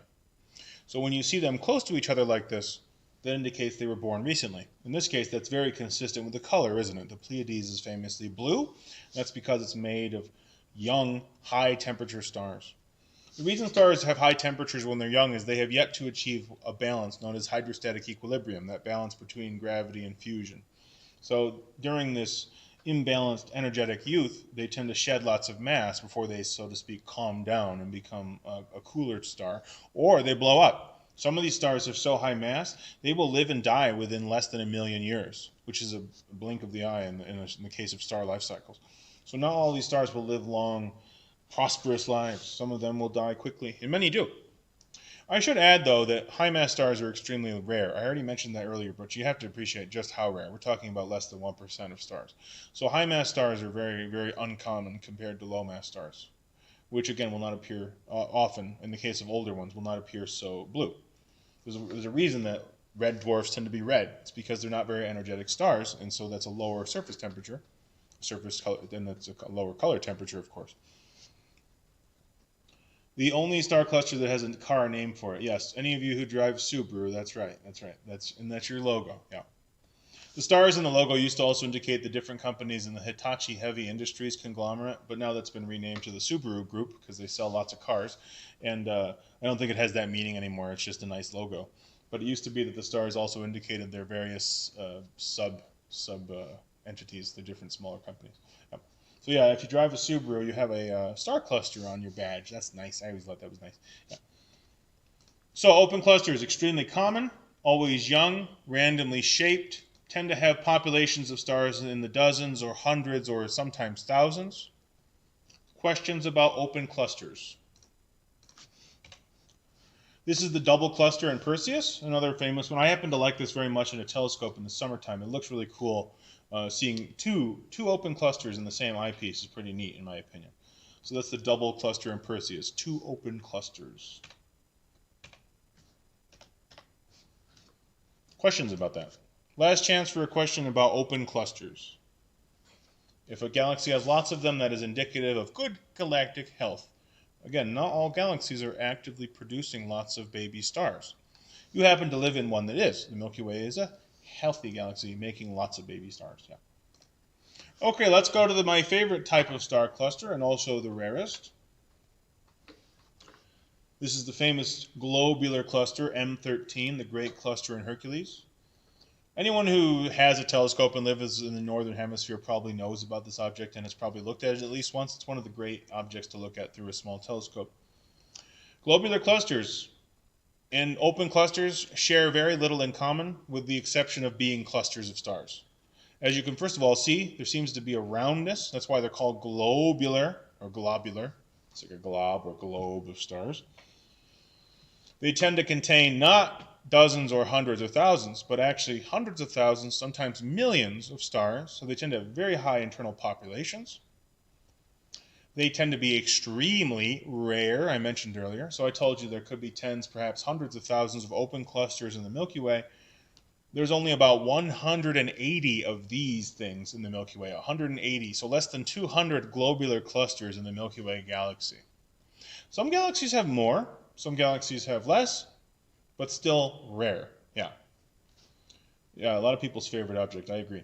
Now, globular clusters, I said, are different than open clusters. First of all, they are not young. Globular clusters tend to be dominated by population 2 stars. This is the previous generation of stars. When you look at globular clusters, most of the stars you're looking at are well over 10 billion years old. In this case, many of these stars are over 11 billion years old. When these stars were born, the universe was a deeply different place. It was not rich in heavy elements. So when we study the spectra of these ancient stars, we find that they are metal poor. So globular clusters tend to be very metal poor. They do not have high ratios of heavy elements because when they were born, the universe didn't have those elements yet. Or if it did, it had them in minute quantities compared to the modern ratios. I think that's quite fascinating. When you look at globular clusters, these are among the oldest things you can easily and reliably look at through a telescope. Think about that.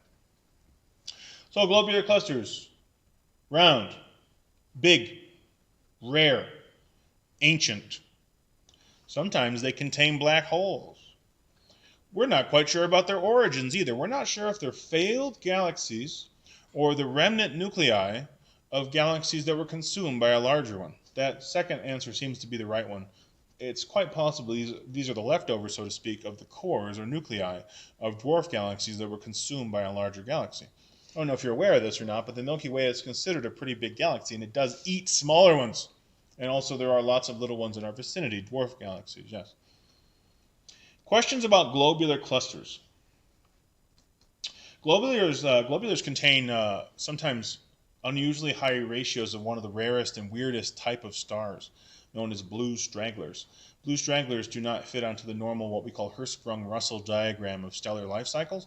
It's possible that blue stragglers are the result of stellar collisions. It does not surprise me that you'd find the remnants of stellar collisions in an environment like that, because there's a whole lot of opportunity for collisions when you have hundreds of thousands of stars zipping around in close proximity to each other. Any questions about that? They also have complex orbits, like a swarm of bees all moving all over the place. So it's not neat and tidy. All right, last chance to ask about globular clusters. Any questions about clusters like this? They are among my favorite space objects.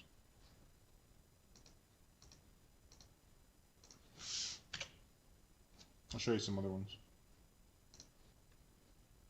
Here's a different one. Now this is interesting. This particular cluster, and I apologize for forgetting which one this is off the top of my head, but it's an easy one to find. Notice something very interesting in this image. I'm going to zoom in a little bit. What's that? Let's see. Now, this is a review question. Let's see if you've been paying attention.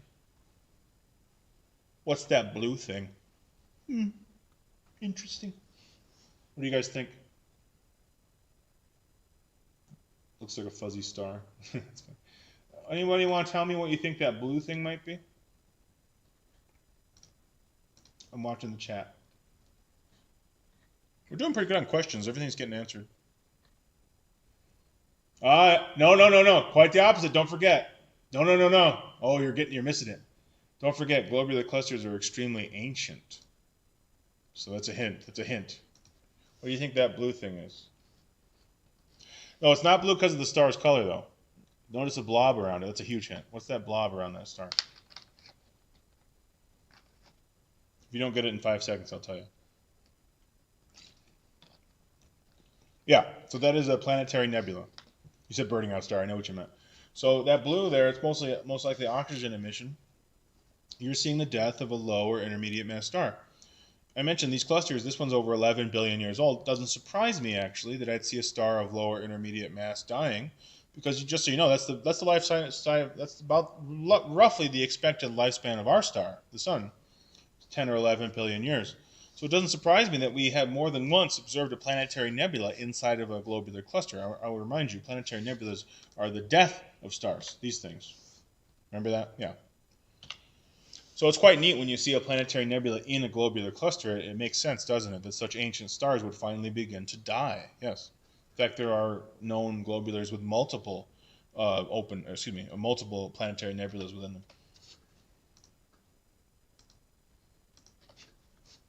Questions about that? Here's another one. This might be M4. Yeah. I recommend these if you're looking for. This is Omega Centauri. Now this is actually one of the largest. You need to go farther south to see this reliably. There's over 1.3 million stars in this cluster, and it does contain a black hole. How interesting! It does look like a galaxy, doesn't it? When you zoom in on it, and look at the stellar density. Isn't that amazing? But it's not a galaxy. That is a globular cluster, Omega Centauri. And again, you need to be farther south. You can technically see it from the south of the United States if you're down like Texas, New Mexico, or maybe Florida, but it's challenging. The farther south you are, the better. Yeah. I have a funny story from Steve Stout, my predecessor here. He told me that he had a guy here, a friend of his. He said, I got Omega Centauri in my telescope, and everyone's like, no, you don't. That's impossible, because of our latitude. And they looked, and sure enough, there it was in his eyepiece. But that's because he had taken a picture. He had inserted a slide into his telescope with a little light behind it. So he was being tricky. He was pranking them. Yeah. What a silly story. So. All right, final chance for globular clusters. Oh yeah, I forgot. This is Centaurus A. This is a galaxy. Check this out. Every one of those little squares, see that? Is the highlighting of a globular cluster. Remember how I said some galaxies have more, some galaxies have less? This galaxy has tons of globular clusters. So they're not rare in all galaxies. We don't know why. But just look at that. Look at all those globular clusters in a single galaxy. Yeah, amazing.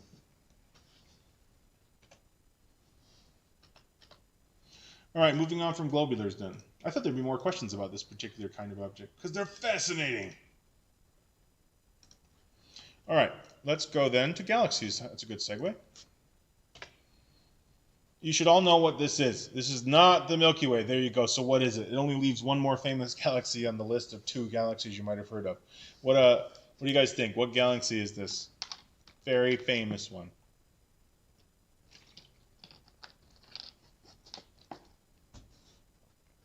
M31, which is also known as... Most of you know this. You just don't know you know it. Most of you know the answer. Andromeda. Oh, and Jim White even mentioned the 2 companions, M32 and M110. Very good. So Andromeda, that's right. So yeah, in addition to Andromeda, we have the 2 companions here. That gives you some idea of how big this galaxy is, that it has 2 companion galaxies. See that? All right, so Andromeda Galaxy is the only galaxy I consistently and frequently show to our visitors here at Goldendale Observatory. That's going to change, though, with our new telescope. I'm probably going to add a lot more galaxies to the list. The reason this galaxy is so frequently observed by people is because it actually looks like a galaxy. When people look through a telescope at most galaxies, they look like gray smudges. So imagine this, but much, much, much, much, much, much, much dimmer. So barely visible. And you're like, I think I see a gray smudge, or I see nothing. Maybe it's my imagination. I tend to not like to show objects like that to our visitors because they're expecting something that more resembles this. And the amazing thing is, it does look like that. It won't be as bright as that, but you can definitely make out the structure of it. You can tell that it's a spiral. You can tell that there are dust lanes in it. See that? So that actually segues into some lessons. So galaxies can take on different shapes. This is an example of a spiral. And the dust lanes are a structure that we do not observe in all galaxies. Our own Milky Way has dust lanes. These are lanes of, as the word suggests, dust, so heavy elements. And as you can see, that material obscures light and appears dimmer or darker as a result. Now, this image of Andromeda teaches a very important lesson about galaxies in general when you're viewing them through a telescope or when you're looking at pictures of them. And this actually segues into one of the most important topics I wanted to cover tonight. Because the reason I wanted to go over astronomical archetypes is so we can start to appreciate the separation of things. Galaxies are one of those words that we throw, that word galaxy, it gets thrown around way too casually. We do not appreciate how profound a thing a galaxy is. These are not bodies within our own galaxy, of course.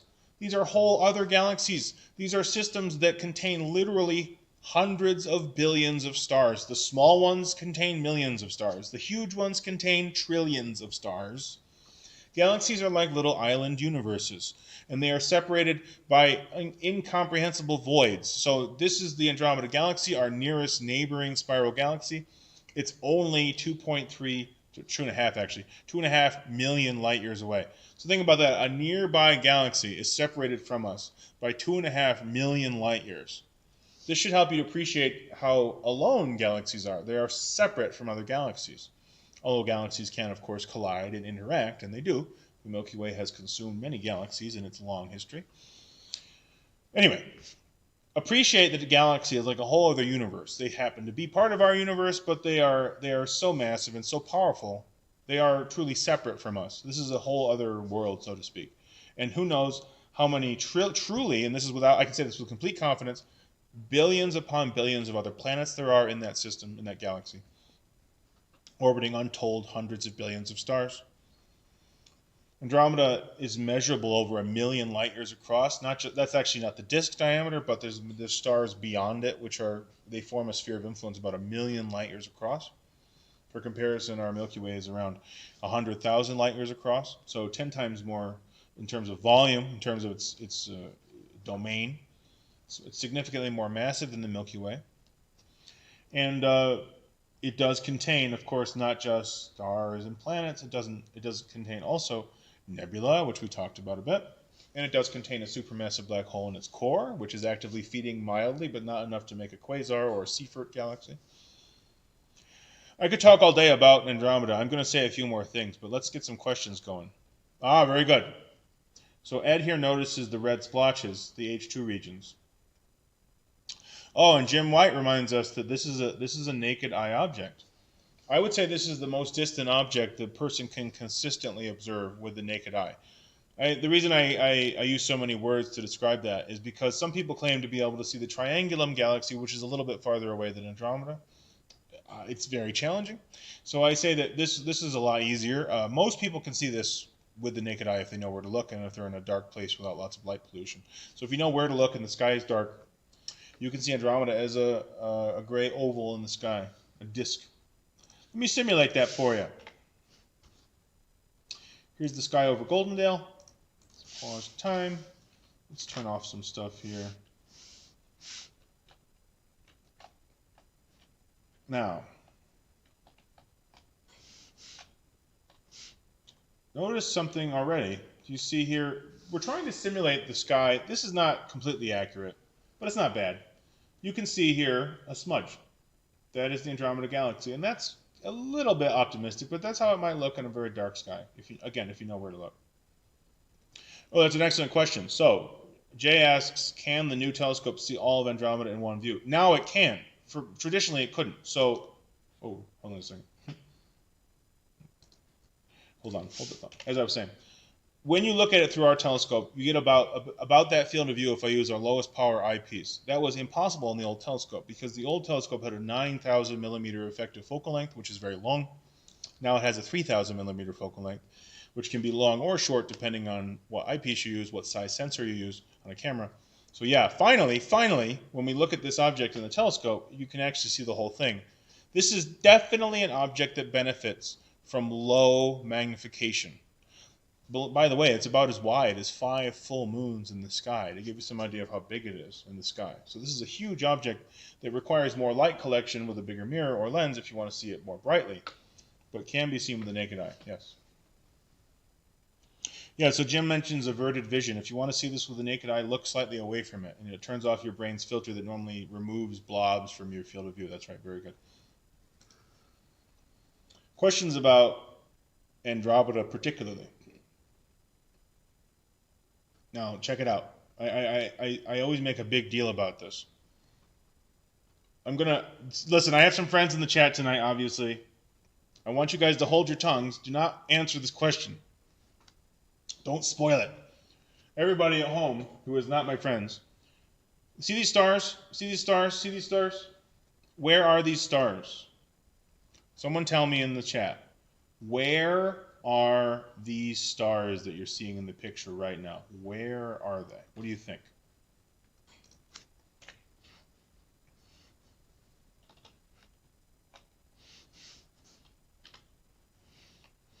Anybody? No, very good. You got it. In the Milky Way, very good. So those stars are in the way, aren't they? They're in the foreground. So when you look up at the sky at night, you're seeing stars near us. When you look through a telescope, you're going to see more stars, but still most of them are near us. When you look at another galaxy, every star you see is here in the way, in front of the galaxy, in the foreground. Yes. Because at that distance of 2.5 million light years, you would struggle to make out individual stars. So every bright, obvious star you see in this picture is here in the Milky Way. That's right. Any questions about that?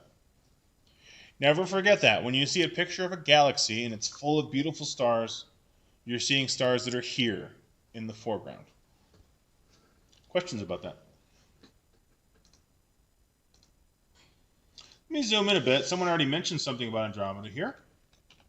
Andromeda is a healthy galaxy, just like the Milky Way is a healthy galaxy. Notice the red splotches. See all the red blobs? Those are H2 regions, molecular hydrogen clouds, baby stars forming within them, illuminating that hydrogen, ionizing it into a plasma, which glows, and we see that distinctive rosy color of hydrogen. So Andromeda is also full of baby stellar nurseries.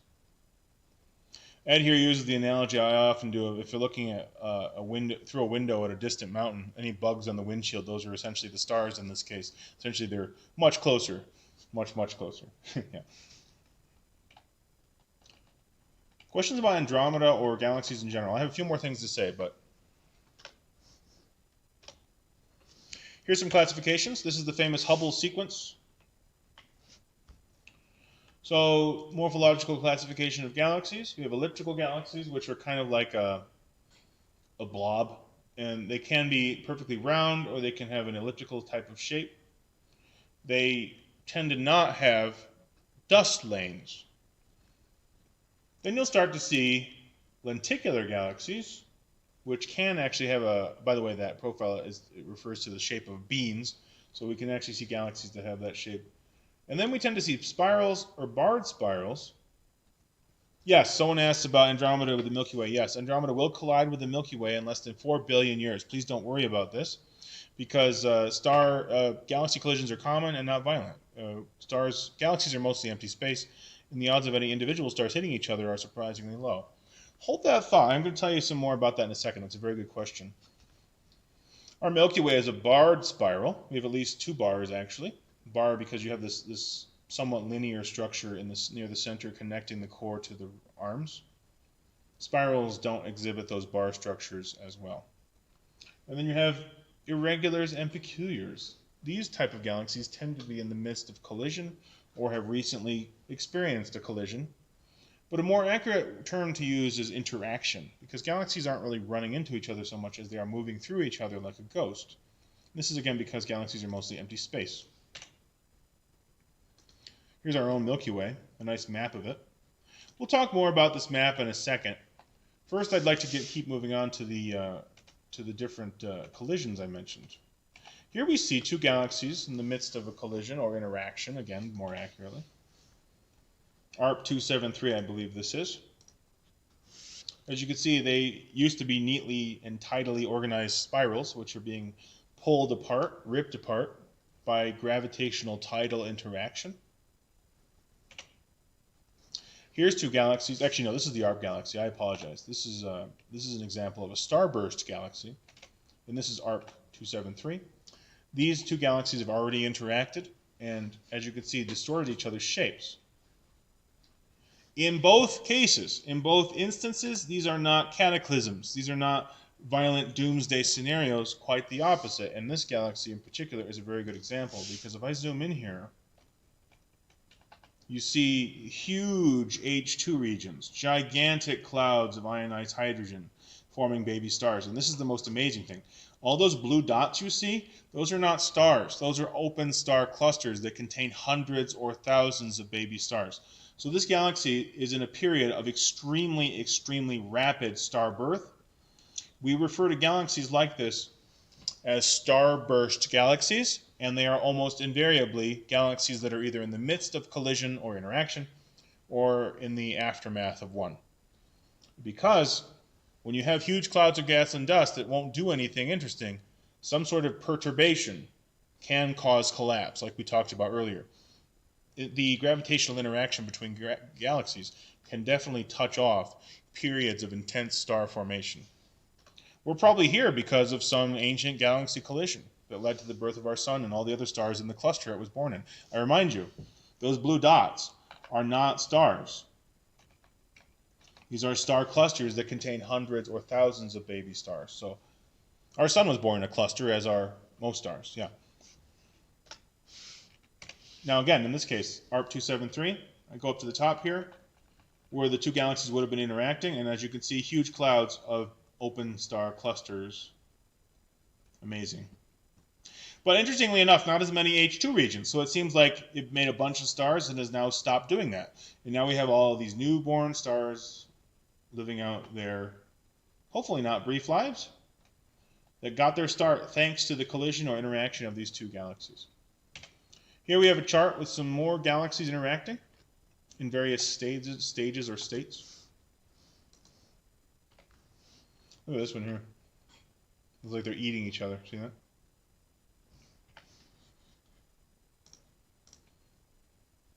As you can see, their shapes are often distorted by these interactions.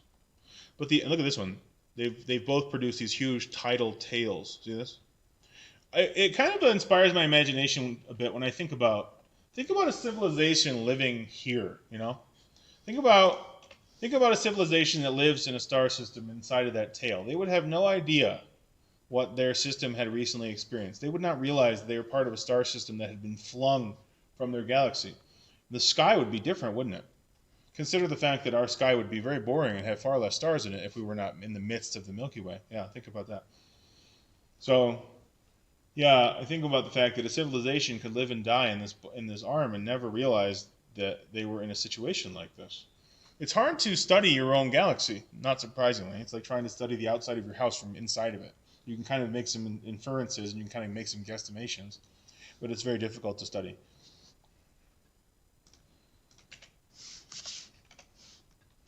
Galaxies everywhere. Here's more interacting galaxies. These are all taken by the Hubble Space Telescope. As you guys can see, galaxy collisions are not rare, or galaxy interactions are not rare. It's something that galaxies do, which is not surprising when you consider that galaxies tend to exist in clusters, and they tend to be the heaviest things in nature. These galaxies contain trillions of solar masses. And so, of course, they're very heavy bodies, and they will certainly affect other heavy bodies. Any questions about that?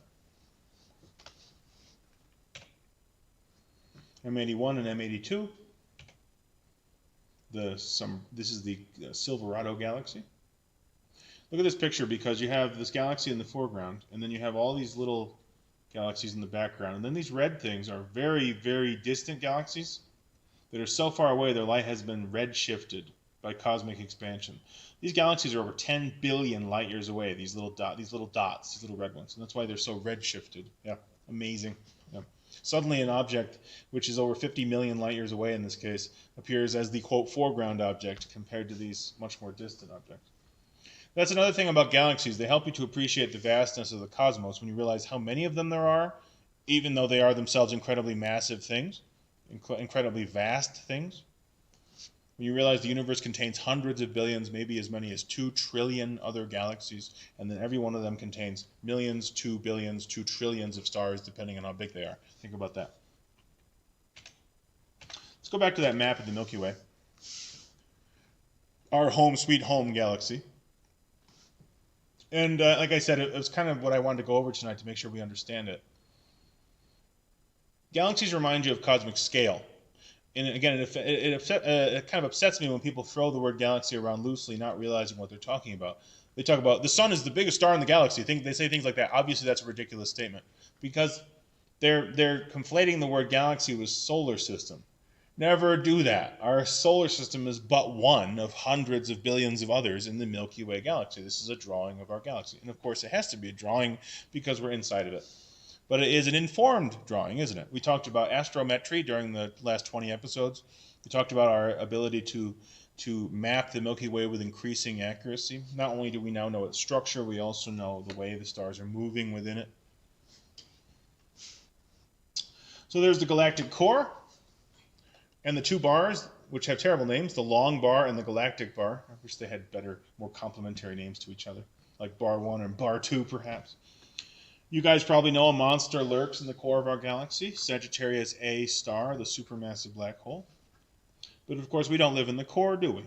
We're out here, about 30,000 light years from it. And our sun goes on a long ride. It orbits the core region at a very impressive speed. The sun is moving at over 500,000 miles per hour, so 500,000 miles per hour. And yet, even at that speed, it takes the sun 226 million years to complete a single orbit around the core region. The sun has only completed roughly 21 orbits in its life cycle. Think about that. This again reminds you of the vastness of galaxies. Suddenly our star, the sun, and our whole solar system is something you cannot even see in this drawing because it would be microscopically small.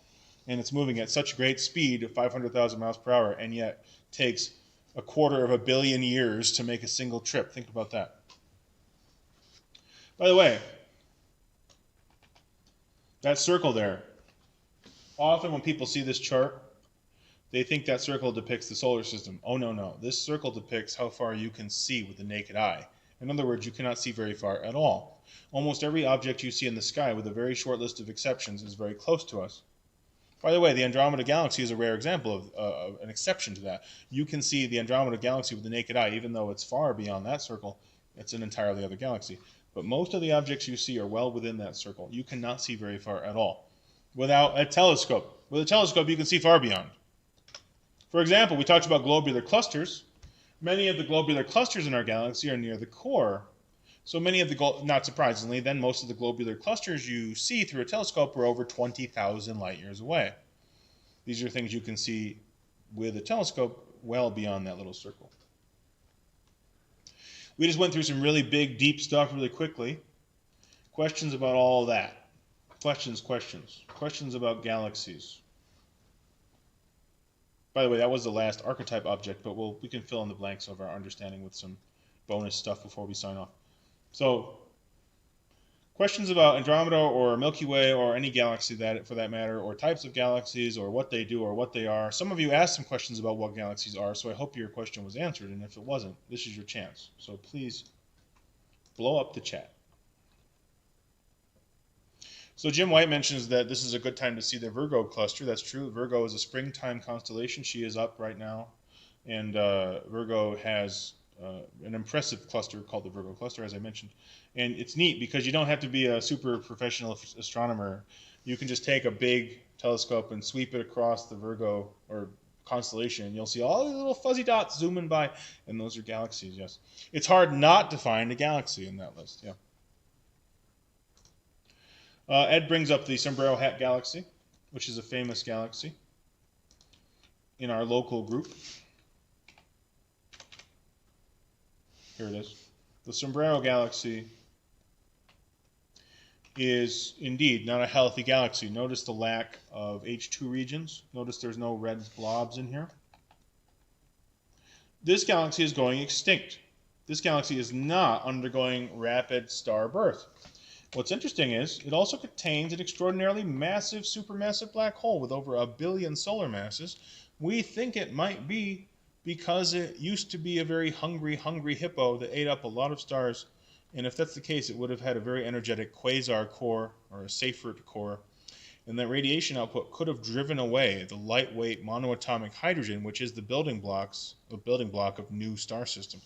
So it's possible that this galaxy was killed by a supermassive black hole, dramatically eating material in the center and sending material away via the radiation of its bright luminous accretion disk. Yeah, it is possible that supermassive black holes can kill galaxies in that way. It is ironic because we're talking about a completely dark object that is surrounded by something so luminous that it can drive matter from a galaxy. Yeah. And we do see galaxies across the cosmos where they are clearly losing monoatomic hydrogen to radiation or radiative ablation. So yeah, not all galaxies are holding on to their building blocks. Some of them are shedding the material, the raw material they need for new baby stars. Yes. Question about that?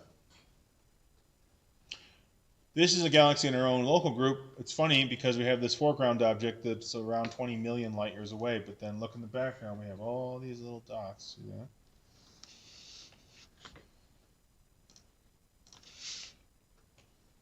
Zoom in here. Look, guys, there's two galaxies that are interacting. And they're so far away, I bet this interaction is well underway at this point. We're seeing them as they would have appeared, in this case, hundreds of millions of years ago. I don't know if it's a billion or not, but certainly hundreds of millions of years ago at least. That's long enough for them to have changed substantially in the way they appear now. Don't forget, everything you see through a telescope is in the past. In fact, everything you see, period, is in the past. But with space objects, it's much more so true, isn't it? Because the distances are so extreme, especially when you're dealing with galaxies, which are inherently always going to be very far away. Yes. The nearest galaxies you can observe through a telescope are the two Magellanic Clouds, which are less than 200,000 light years away, so not even a million. You have to go to the southern hemisphere to see those. Questions about that?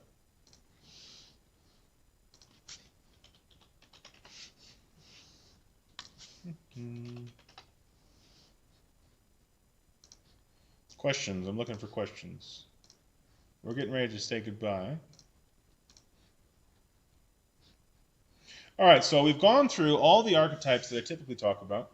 I did skip a few minor ones just because of time and whatnot. If you're interested, I skipped comets. We talked a little bit about solar system objects. Comets are minor bodies, just like asteroids, very tiny things.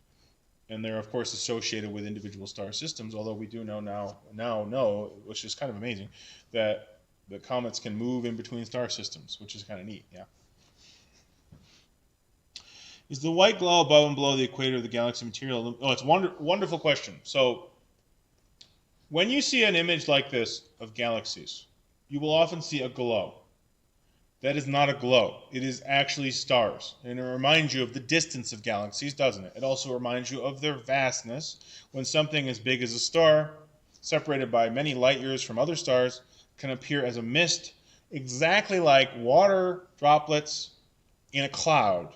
When you see a cloud in the sky, you see a white, fluffy object. Of course, you're not seeing it for what it is. You're not seeing the forest for the trees, so to speak. You're not seeing the trillions of little droplets of water. You're seeing a cloud. So instead of water droplets, in this case, we're talking about stars. Yeah. So the glow you often see associated with galaxies, especially elliptical galaxies. This is not an elliptical galaxy, but those are not glows at all, but actually stars. Good question. Very deep question. You guys remember last week we talked about that black hole picture, and I had a picture of M87. Now M87 is an elliptical galaxy in the Virgo cluster, and as you can see, again, this glow, not a glow, that's actually stars. Stars separated by great distance, and yet they appear as a uniform smudge because we're so far from them. Yeah, amazing.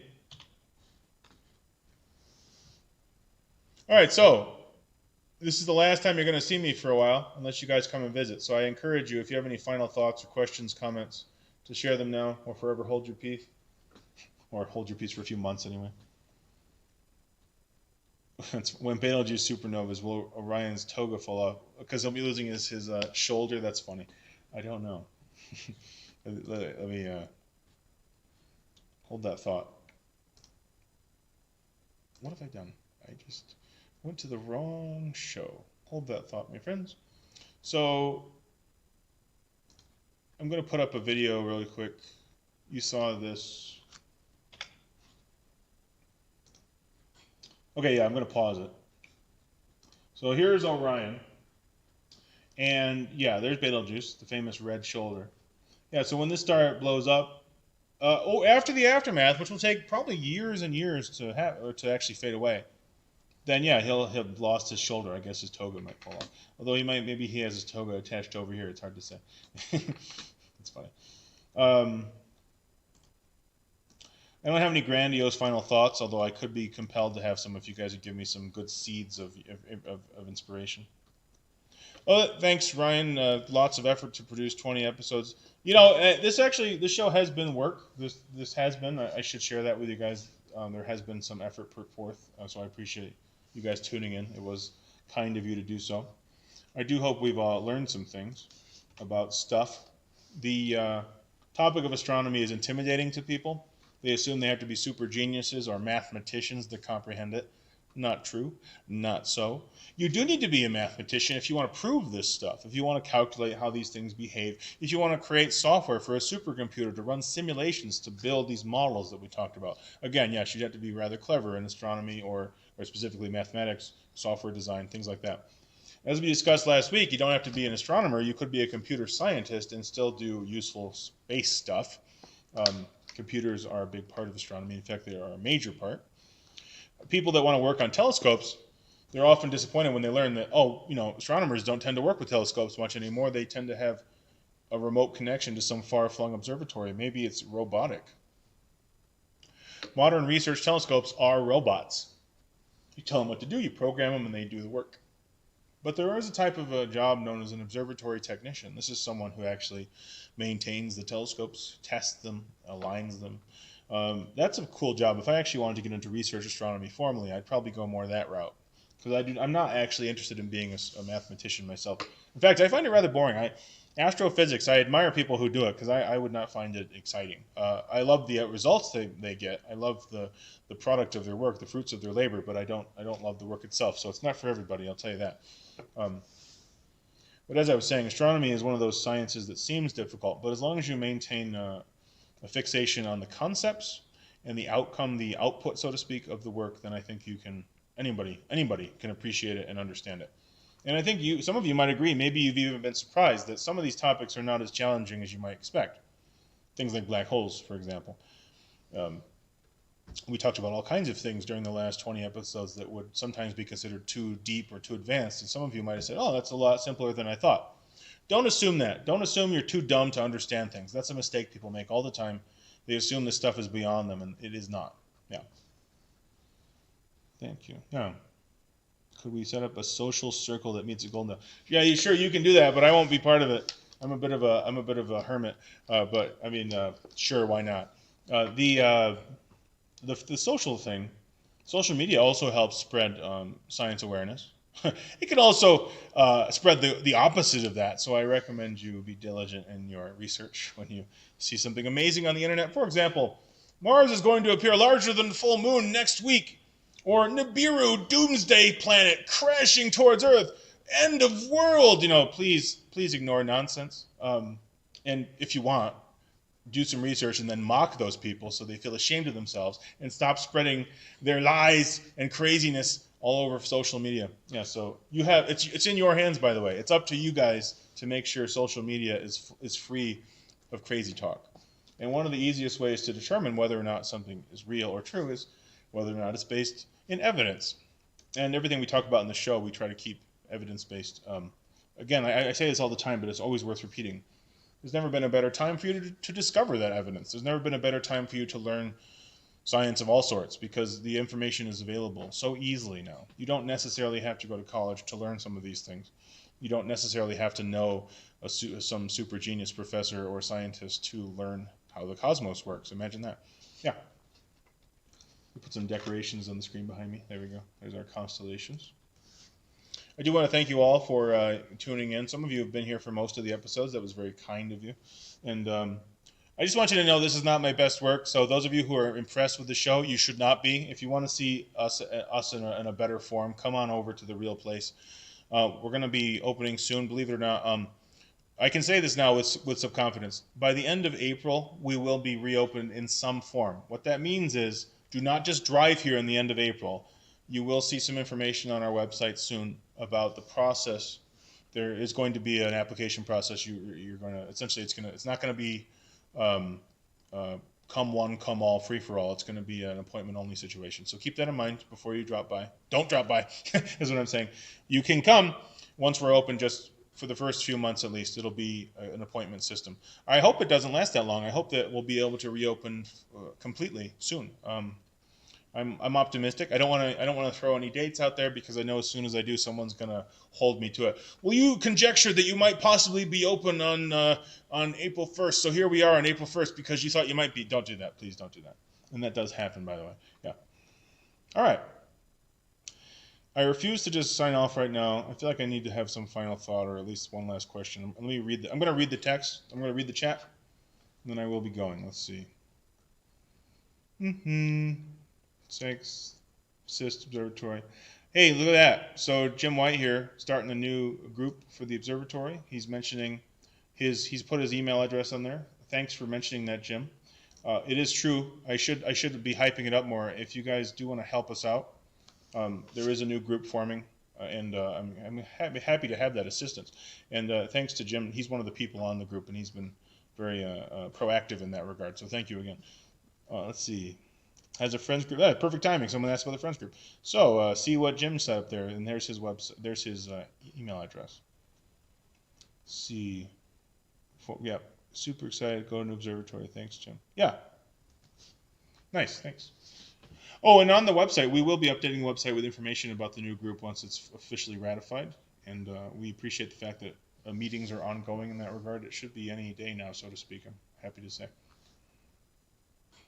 All right, so words escape me. I don't know what else to say. I'm happy to be done with the show for a while. 20 episodes seems like a good run. Like I said, we might resume this in a different form in the future. We might do it regularly, but it might be a little different, like I said. So there's a lot of question marks. There's a lot of questions to be answered. I hope that this has been worth your time. I know that it's not always fun to sit and watch as opposed to interact.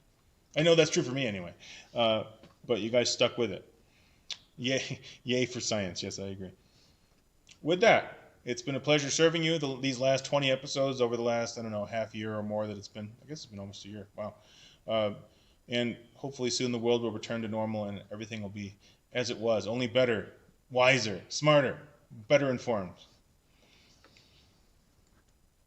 Stay safe, everyone, and hopefully I'll see you in person soon. And again, like and subscribe, even though there won't be any new episodes of this show soon. There is certainly a lot of other material being presented by other Washington State Parks employees on our YouTube channel. So every like and subscription helps us out. All right, with that, I wish you all a good night.